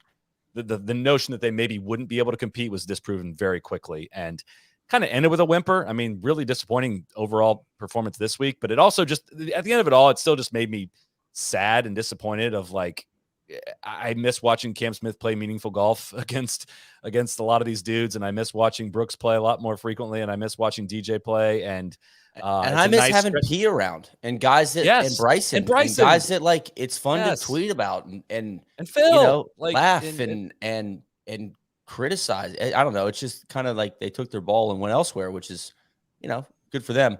I would say though, what maybe some of those guys have learned is there's definitely a next man up mentality. Like there's a lot of guys that are good at golf, like a Brian Harman, that are like, yeah, man, I'll just take your spot. Yeah. It's like the WPA, Deej, if you're up there working on the Hoover Dam, you don't want to, there's a whole line of people down here. If you don't want to pour this concrete, they're going to come up and do it for you, man. No gratitude, Neil. The mule line, the mule caravan is long. Shall we get to our Yeti coldest moment of the week? Oh, hell yeah. Why don't you guys? I was supposed to organize the line I'm supposed to say in front of this, and I don't believe I did. So if somebody wants to go first with their Yeti coldest moment of the week, I can grab that. Yes, I think I can go first. Or actually, why don't you throw Randy first? Yeah, mine's Brian Harman. I found this old hunting photo of him and kind of looked like what he was doing across 4 days here at Hoylake. It just, for those listening on the podcast, just completely camoed out. He was ice cold, man. We've talked about it every time you thought, oh, is this the bogey that starts the crack? He seemed to bounce back with birdie, just never really gave anybody any hope. So coldest moment was kind of across the final 3 days, honestly. We should have gotten TC one of those ghillie suits like that once Tommy, it became clear he wasn't going to win. Just get him out there hiding in the dunes so he didn't have to show his face everywhere. Randy, let me go next because mine was also Harman related. I'm gonna get really granular and really specific here, but I'm gonna give the Yeti coldest moment of the week to Harman coming off the golf course after round 3, just refusing to give any putting insights to Cara Banks after after his round, when she's like, oh, you said you figured out something with the putter. Like, could you tell us what it is? He's like, no. He's like, no, really. She's like, really? Yeah. No, I'm not gonna tell you. I'm not gonna tell you what I figured out. I'm just Job's not done. Job's not done. I'm just gonna keep making putts. I thought that was like weirdly took me off guard, but that also like kind of made me laugh, and I really respected it. So shout out to him and shout out to Yeti. Neil, before we get to you, the Rambler 18-ounce bottle is your must-have cold drinking vessel that should be immediately added to your bag. The Tough Bottle is double wall vacuum insulated to keep your water ice cold until the last sip. It is dishwasher safe for easy cleaning and comes standard with the chug cap lid, the shatter-resistant drinking spout that allows for easy pulls on the go. I absolutely love this thing. Neil, coldest moment of the week. Well, Randy, that's a Yonder bottle. That's not a Rambler. Get that thing I off know, the but I screen. love it. It's my I wanna favorite. shout They that have out, this too. Yeah, twist I top. actually use that Oh. one for camping. It's not quite as heavy. It doesn't keep it as cold, but it's not Right. quite as heavy. No. But it's but- good for golf. If I may, it's good for golf when you need something lighter. You can throw in your golf bag, and you're churning through water so fast anyway. Sure. It doesn't really need Sure. to stay All that. right. Well, Wonderful listen, vessel. coldest moment of the week it's an easy one for me. This is a picture of me in my teepee. This is post shower. The coldest moment of the week was every time I had to walk the 200 yards to the showers and back. And it was, like only 60 degrees, but it's one of those things where you're just like, God, man, I got to go in here. And it's one of those showers where you had to press the button and you got like max 15 seconds of water. So you got to there's nowhere to put your soap. And I didn't have soap for the first day and I got some soap. And then you got to get the soap on your hands, lather up. And then okay, and it's like just a countdown to when I'm going to be freezing my nuts off again. And then you had to walk back. And that's why I had on the toque here. Was there any heat in the tent? No. So it's just blanket. And did you bring blankets? Did they have blankets for you? No, they had a blanket for me. And God, it had to be cold overnight. Well, it got really hot during the day. Actually, the teepees retained heat really well. But temperature regulation was a struggle all week, not only in the teepee, but out on the course. It's that classic, you got your layers, but then the sun comes out. So then I'm sweating but then the wind picks up. And so you just can't really figure out your proper layer technique. But we made it work. So this was a moment there. I think this is day 3 where I was just like, man, I'd like to find a bed. That'd be cool. How much would I have hated the tents, Neil? You wouldn't have fit on the cot, Randy. Yeah. It would not have been good for you. It looks fun for other people. I have zero personal interest. I'm so in. I loved I'm it. doing it next year. I would like to do it again. Randy next year. And Yeah, we're shout sending out. Randy next Yeah, Pretty good. So Pouch of misery. There's a lot of ways we could have gone with this. Of course, I got to do this for our guy TC. This was a fantastic tweet from 5-Star Preps. It is of course from Goodwill Hunting Photoshop, though. He said, "Sorry, I had to go see about a lad," and signed it Tron. That was an incredible Photoshop here. And the coldest moment was TC spending his Saturday night overnight over the Atlantic and going to go show up, get drenched in the rain to watch Tommy Ladd fall apart on a Sunday. It was just incredible stuff. So, well, hopefully he's playing the Guinness game right now, and he's hoisting a few pints, making it all worth it. We didn't talk any Rory. We didn't talk any Rory. Randy, you want to talk about Rory? I mean, listen, I think Rory is he's a mirror to your own self. You can Me personally, or just everybody? No, I think everybody. You can look at his year and be like, man, he played really well in the biggest events. And you could also say, well, he didn't win anything. And that was major droughts up to 10 years. Everybody knows what it is. I think it's firmly what side you want to come down on. I mean, I don't know. I guess the question would be more for you guys then. Yeah. I didn't run a block party this week. I just felt like it wasn't the right thing to do. It wasn't the right thing to do. The vibe wasn't right. The worst thing is you have a party and nobody has any fun, Right. And he just, when he made those 3 birdies on the front 9 today, it's just like, what I hate about this is that I knew he was going to get stuck in neutral.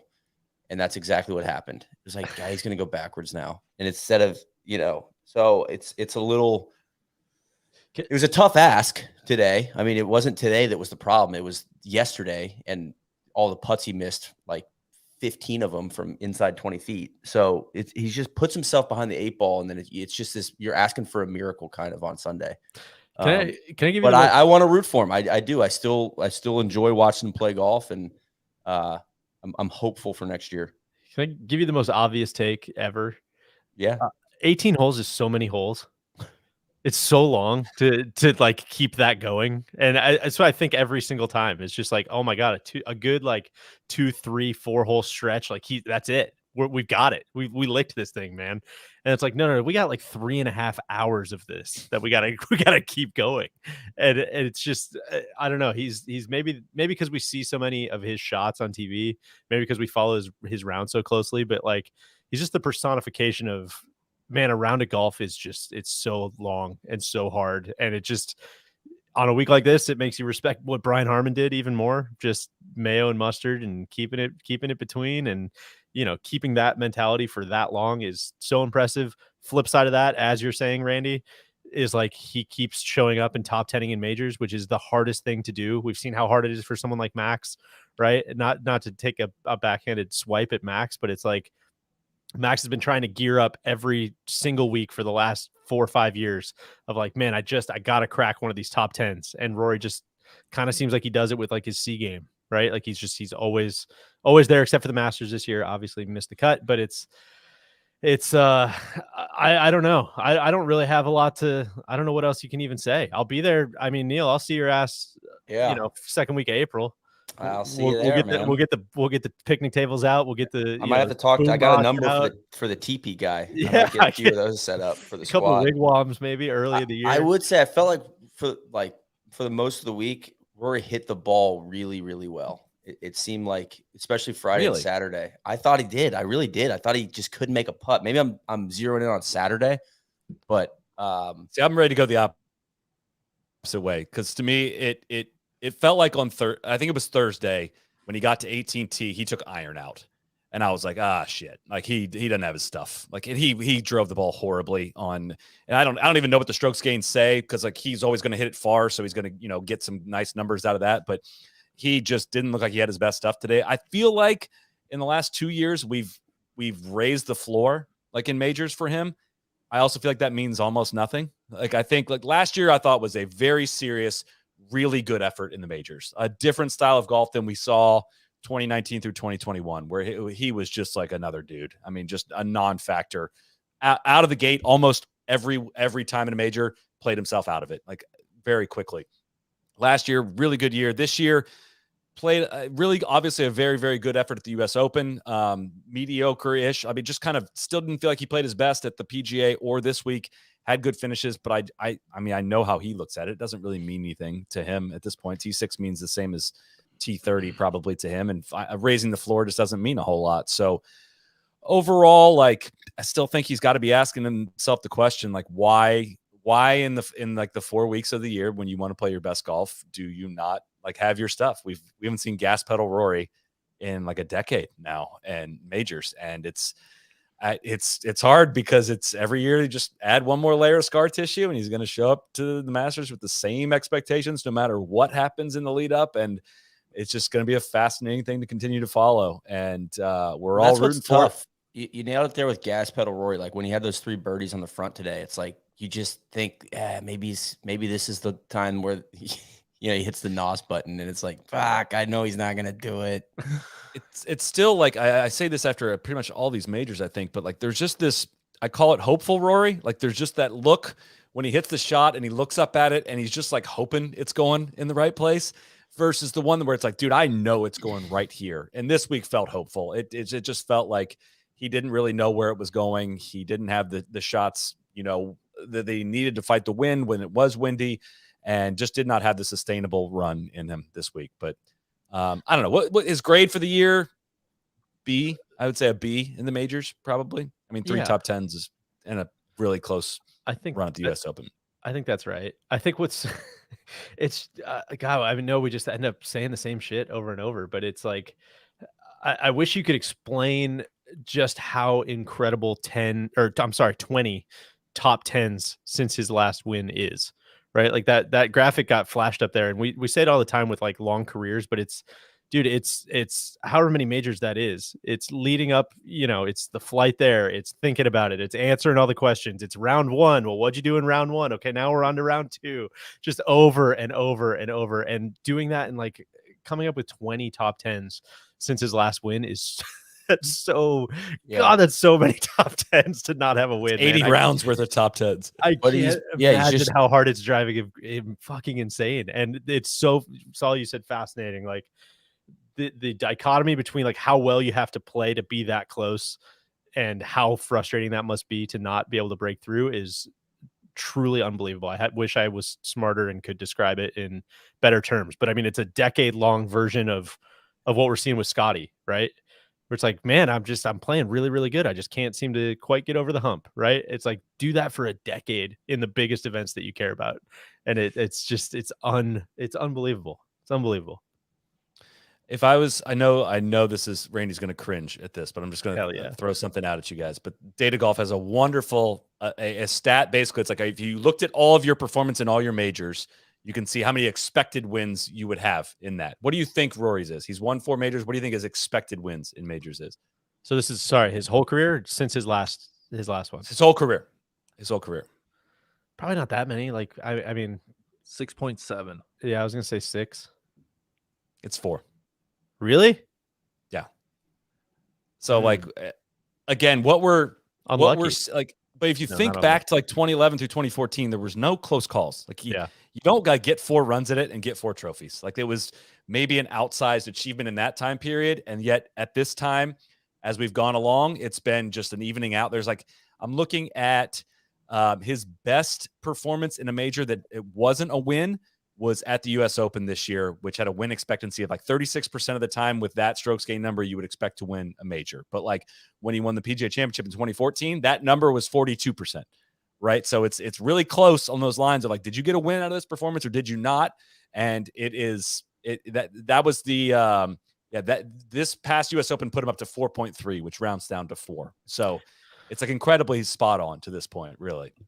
I think there's a way, like you guys were talking about gas pedal. Interesting. It is. It really is very interesting. You guys were talking about gas pedal Rory, and I saw this in the comments earlier, but I do think it's almost like time to, it probably has been for a very long time, but it's time to almost like think of him as 2 different players, right? Like that guy is like that 25-year-old dude, or however he was when he won at Hoylake. Like they're not the same guy right now. And I think he's like, we've talked about this a lot too. Like, I think he's a much better, like, capital G golfer right now. Like, I think he has so many more shots right now, but it's almost gets more interesting to like think of them as two different players. Like, I think if he does break the best through, player to never win a major, that's what I mean, you can make that argument, certainly. Rory 2.0. Yeah. But I think like if he is going to get it done, Neil, I guess my point with this is like, I don't think it's going to be like, oh yeah, let me just, oh, that's right, I forgot to channel that thing that I did 11, 12, 13 years ago. Like, I don't think that's how it's going to happen, right? It's going to be a totally different style of winning, which is, again, just kind of endlessly fascinating if we're trying to get inside these guys' noggins. I'll be there. I'll see you in April, Deej. I'll see you there, man. I'll see you there. And don't forget, we got the FedEx Cup. Like, I know TC's going to be joining us for the, you know, I think TC's putting maybe a brisket on or something for the FedEx Cup playoffs. I know he's going to be really jacked up for that. So, you know, everybody can come by his place for that block party.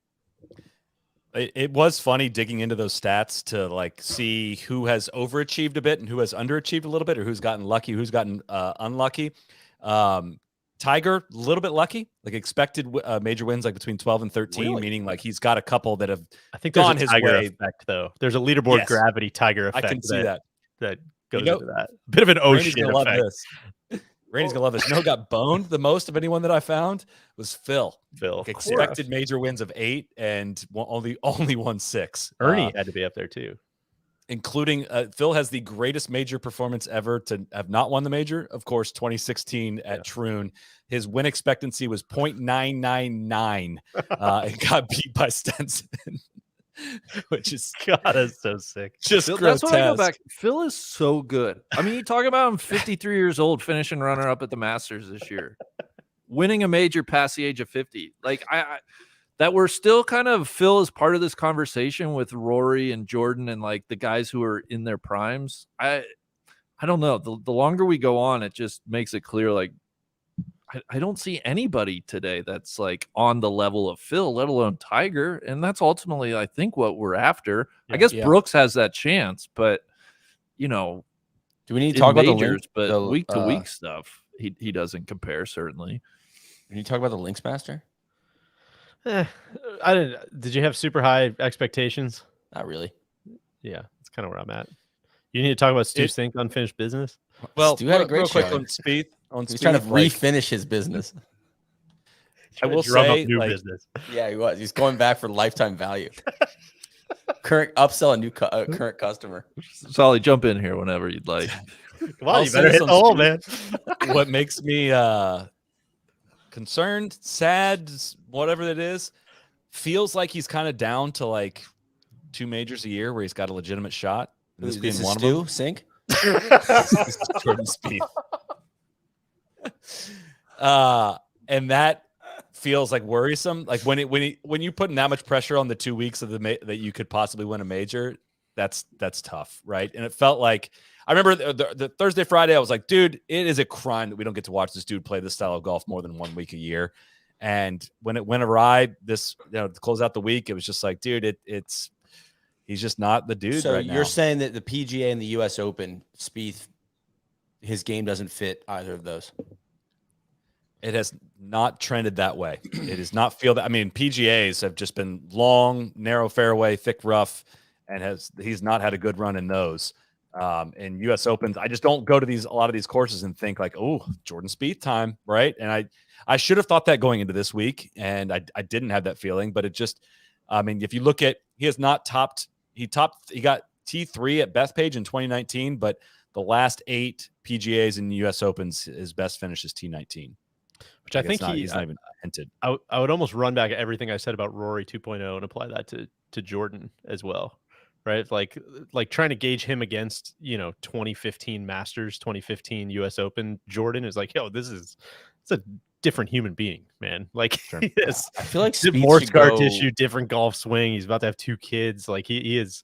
I think this is all. I'm probably realizing a lot of us problems here, but like holding him to the same expectations is probably our problem there. I feel like Spieth should take a year and go play, like win the Hickory National or like World Championship. A lot of people are saying that. Right. Just it's getting louder. Take a what do you call it, sabbatical? Yeah. And go play with Hickories for a year. Just get back. Especially come reborn. Maybe not even take the majors off. Just like, take off like May through or maybe the fall, right? Like we don't know what the fuck's gonna happen with the PGA Tour. We don't even know what tour these guys are gonna be playing on. You might as well just. I don't want to get back to that. You guys just let me about that tonight. You guys just let me know where we're gonna be at. We're gonna be playing the National Hickory Open. I got a sponsors exemption. I will, to your point there about the comp to Rory. Like I would say Spieth has fallen way farther off of his like peak than Rory has. Like definitely. Rory's still playing like very good sustained golf week to week, and Jordan is not the same. Yeah, stinky. I will apologize, of course, DJ. We had an apology bet. Thanks, man. You took the big Moronkowski, Adrian Moronk. I had Hodrick Harrington for some reason, and I don't know who TC had, but he had apology Foxy. bet. So remember, he said it was not a fair bet. And basically, I needed strokes if I was going to go Foxy against Moronk. Moronk beat the shit out of him. No one took Twan. So I will apologize for that. I don't think anyone took Big Twan Rosner. I don't even know what the parameters were for this pick. I think it was just like an off the board. It was just a head-to-head of certain odds. Gotcha. Something like that. It was a fatal 3-way. It was. I think us absolutely riding for Brian Harman in the preview pod, Deej. I think it absolves us for any other bad takes that have happened this past week. I would encourage everybody to go seek that out. I wouldn't look at who we actually bet on. I think that's a separate thing. That's a tough week for the boys. Yeah. That's an internal game that we're playing. That's for a contest. But the podcast where we did list like 56 players, I would encourage everybody to go listen to that. I thought we fucking nailed it on a lot of that. As always, we named the winner during the preview podcast. Alex Fitzpatrick was a great story this week. T7 turning in a open. He qualified for this through the open qualifying and parlay that into a T17 finish. Disappointing. He had a great start to the day. Ended up shooting 2 over today, but I thought that was a really fun story this week. Excel's gonna be so stoked that we dropped that. And beat his brother, also an Excel man. Great. I'm glad that came through just in time. Another thing, I want to say JT's really close. Speaking of Excel. People are just beating him up unfairly. And I don't think we're talking enough. I don't think we're talking about Woodland enough. I really don't. And who knows what's going on with TGL too? That's I right. think we That's right. talk about that. Thomas Peters used to be such a great player. He's just not anymore. I don't know what it is. Shout out to Paul Hurst in the comments. Matthew Jordan was a very cool story. The Liverpool member getting to hit the first shot this week and then falling out, playing really well, hanging around T10. That was awesome, man. I can't imagine what that was like for him. Imagine playing that dude in the club championship. And Randy, shout out to your boy Christo getting the low amateur. I know that's a thrill for you. It's good for him. Only am to make the cut, right? Yeah. Yeah. Big shout to the big man.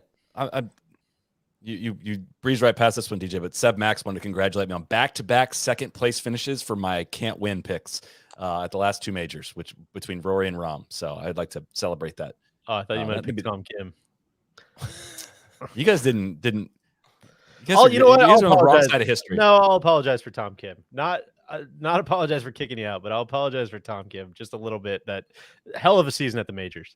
Like that was my big massive critique was like, are you projecting massive major championship success on Tom Kim? If not, I do not give a shit. And there was a pretty good stretch there where it looked like, we didn't know. I thought he was going to be a little bit of a Shriners Hospitals for Children Open, just hunter.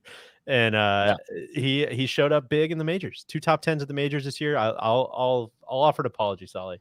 Not apology for him being thirsty. Not going to apologize for that. That's fine. I won't either. I'll apologize for his game. Or I will apologize. What would have been if he could have been healthy? I know. Like it's up there with Tiger with 08. Dan Hicks said there were concerns he may not even play this week. Yeah. Again, referring to his back porch for the patio related injury. Yeah. To your thought, DJ, about maybe it's a Shriner, he beats up the Shriners. I would always, as a consistent take I think I've had, usually wait before people turn 21 before projecting out their career. That's just what I would ask, right? That's where I'm at on that. You do, if I may, as your general counsel, I would try to get TC on the record about a number of PJ Tour wins before age 26 bet with him and Ludwig. Oh, that'd be interesting. I think you could probably bait him into that. I think you could probably put TC away for a long time. Get him to agree to one of those. Tax evasion. Yeah, you could get him on some entrapment. There's some mechanisms, some levers you could pull to really, I think, ensnare TC in something he doesn't want to be in. He might go to space the week before that bet comes due. He just met Branson in the up in the clubhouse. He's gonna take a ride on Virgin Galactic. Anything else? Elon and the Open AI guys. Everybody's coming through. They're saying Ludwig's performance at the 2022 John Deere should have counted. Hung with a lot of cool people out here this week. It was on the bad side of the draw. I don't regret anything. Any final Amsterdams? Who gives a shit? I mean, yeah. I honestly took my dog for like a 45-minute walk and just paused it and then just watched it, which sucks because then I can't really like keep up with our Slack thread. But I'm like, and I'm skipping through playing through. Playing through is a disgrace. I'd rather just go to commercial. I don't know. Solly, what were the results of your poll on Twitter the other day? It was 87. I asked the simple question: what are your thoughts on the way NBC covers golf, favorable or unfavorable? We had, I believe, last I looked, it was over 15,000 people voted on it, and 87% voted for unfavorable. So take from that what you could mean anything, really. I mean, they don't know how hard cameras work. They don't know. They just don't know what they're talking about. I will say to this, I want to give a big shout out to the open.com. A lot of people don't care about this, but like they made for media available, like to be able to watch the world feed and just be able to watch the golf without commercials. And like part of the reason I get like very, very, very frustrated with golf on television, one is I feel like we have an opportunity to be a voice for fans. Like I want like people to enjoy watching golf. Like that helps us. That helps the whole sport if like golf is watchable on TV. But two, I find it hard to do my job at times to like cover golf tournaments when I can't focus on it because there's so many commercials and my eyes go to the second screen and I would never want to watch it like without fast forwarding the commercials, but I have to kind of do it live, blah, blah, blah. But anyways, got to watch the actual golf and what it could look like without like an enormous commercial load. And I know all the bullshit and blah, blah, blah. They got to pay for it and all that. But it was like very, very, it was great to be able to watch that online. And I watched some Skies. A lot of people sent Sky passwords over. Thank you so much. I would never subvert the laws and the rules around that to use that. But thanks for the offers. But it's just broken. It's gone. It's toast. It's not going to turn around anytime soon. I'm broken, man. I'm beaten. It's cool. I enjoyed Hugh Freeze getting involved. I enjoyed all the randoms that got involved be like, dude, what is this? Just all commercials the whole time? It's like, yeah, welcome to our life. And But you guys watch this? How about that guy that was like, yo, you guys need to talk about this more. you need to hold him accountable. It's like, hey man, you must be new here. So it's I a good. I was hoping Randy or somebody would get be, mad. It's a Well, good no, spot. like I said, Solly, I am beyond mad. I was going to say, you think this is tough? Try watching an LPGA event, and compounded by the fact we don't really even have stats. Like, you want to talk about a degree of difficulty there. So I'm beyond mad. I'm like, I go from You're mad as hell? LPGA to this, and I'm like, oh my God, this is like so much better. But yeah, Well, Randy, you don't need stats. You're an eye test guy anyway. NBC and Golf Channel, it's just not great. It's a good spot to be in. That our best hope is that maybe the Kingdom of Saudi Arabia swoops in to provide some commercial-free golf. That's kind of, I think, what we're. That's been the most. That's truly been the most compelling case that I've heard from anyone adjacent to power. It's like, well, maybe this could really change things. It's like, oh, that's that's a cool spot to be. It's crazy how much it's flipped Here in the for it. last few years, where CBS was awful and it was like, at least NBC's doing a good job. And now it's like, dude, I kind of dread NBC weekends. Like it's usually not going to be very enjoyable. Well, and it's CBS decided to take some pride in and revamped a lot of shit, right? And I don't know if the time spent in commercial is different, but I know it feels different, right? Yeah. So like that's all we really have. I don't care what the actual time is. I just feel like I want the golf on TV to not be a chore, and sometimes it definitely is, and that's unfortunate. And yeah, we say this pretty much I'd say like 90% of like my beef or our beef, if you'll let me speak on behalf of the group, is like with the bean counters at the top that have sold an enormous ad load, an unrelenting ad load on what it takes to properly cover a golf tournament. And it's not on the decision-making in the truck of what to cover. They're just squeezed at a level that it just is. They have no chance. They're beaten before they show up every week. This is not on the broadcasters. They're not perfect either, but like that's just not where the beef lies. And I every week. I really wanted to like Zinger, and I really wanted him to do a good job, but he just doesn't add anything to the broadcast for me. That's a big thing with NBC. Yeah, I don't feel like he does much to. He's the least of not the least, but he's not my problem. We're a triage. Well, there are other big problems, but yeah, Johnny Miller was fun. Yeah, Johnny was dramatic. Like Johnny made you feel the drama, and I feel like Zinger reaches back for the fast, but he doesn't know what's there when he starts a sentence, and sometimes it goes weird places, and it doesn't always just vibe with the moment. But again, that's just like we're not even close to like worrying about that part. Like, man, Randy, you don't even know what pressure is being in the booth trying to pull a Zinger. You ever sat in my seat, you couldn't even spit, boy. And yeah, to all the producers that yell at us, like, you try to sit in the truck and like, no, dude, like you guys are boned before the tournament even starts. It's the people above you that have put you in this spot that has ruined it. And yeah, I'm sure there's a ton we don't know about how the finances of Comcast work, but last I looked at their 10K, they made $5 billion last year. So sure, it make sense to me why you need to run 6 commercial breaks in an hour. Like, it's just not going to be worth people's time. Because live sports is the only thing anybody watches anymore. So that's where they can get the good ad rates probably. That's fine. Sell the company. You can't be making that much money off these repeat ads. You can't be. Or show us the finances. I'm happy to be proven wrong there. Show us the book. Show us your money. That's it. That's all I have. Anything else? Anything we missed? No. Shout out to Ben for running the live shows this week. Thanks, Ben. Yeah. Ben, pop in here and say hello. Show us your face. I'm here. Hey, Ben, I'm here. I know he's so nervous he can't even spit. Can't even spit. Mess up these graphics, man. But Ben is American Pie. Ben is fireworks. He's an F-150. He's American, man. Yeah, I just want to apologize to everybody for the week. I can't help but think it's my fault. And you're in a cathedral as well. Yeah, your mic is just booming. Ben's actually at the airport. He's flying to go pick up Tron. Yeah, got some. Got some British reporters behind me, so sorry. God, I'm gonna wear that one for a while.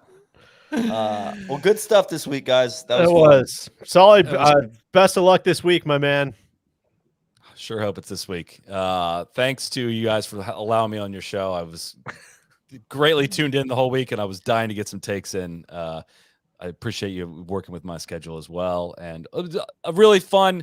It's been awesome. We want to thank High Noon and we're not done with these live shows for the rest of the year, but the big focus was around the biggest events of the year, the majors, and these were a blast to do.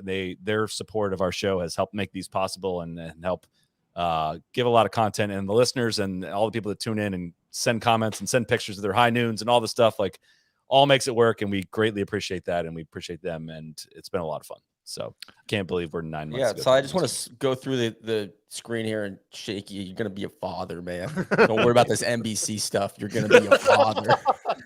I'm glad to not be worried about that for some time. Yeah, you may not hear from me for a little while, which I'm very much okay with.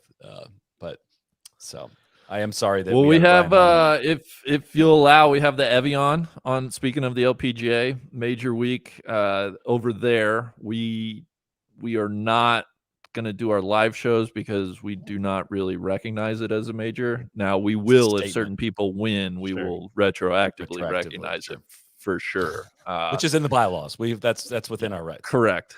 But we'll be back. Women's Open early August. Walton Heath outside London. We'll be on site. We'll do live shows there, and then of course Solheim Ryder Cup in the fall, and then I think a few other live shows sprinkled in. FedEx Cup, of course. Like Excel's making us do them for the FedEx Cup. So.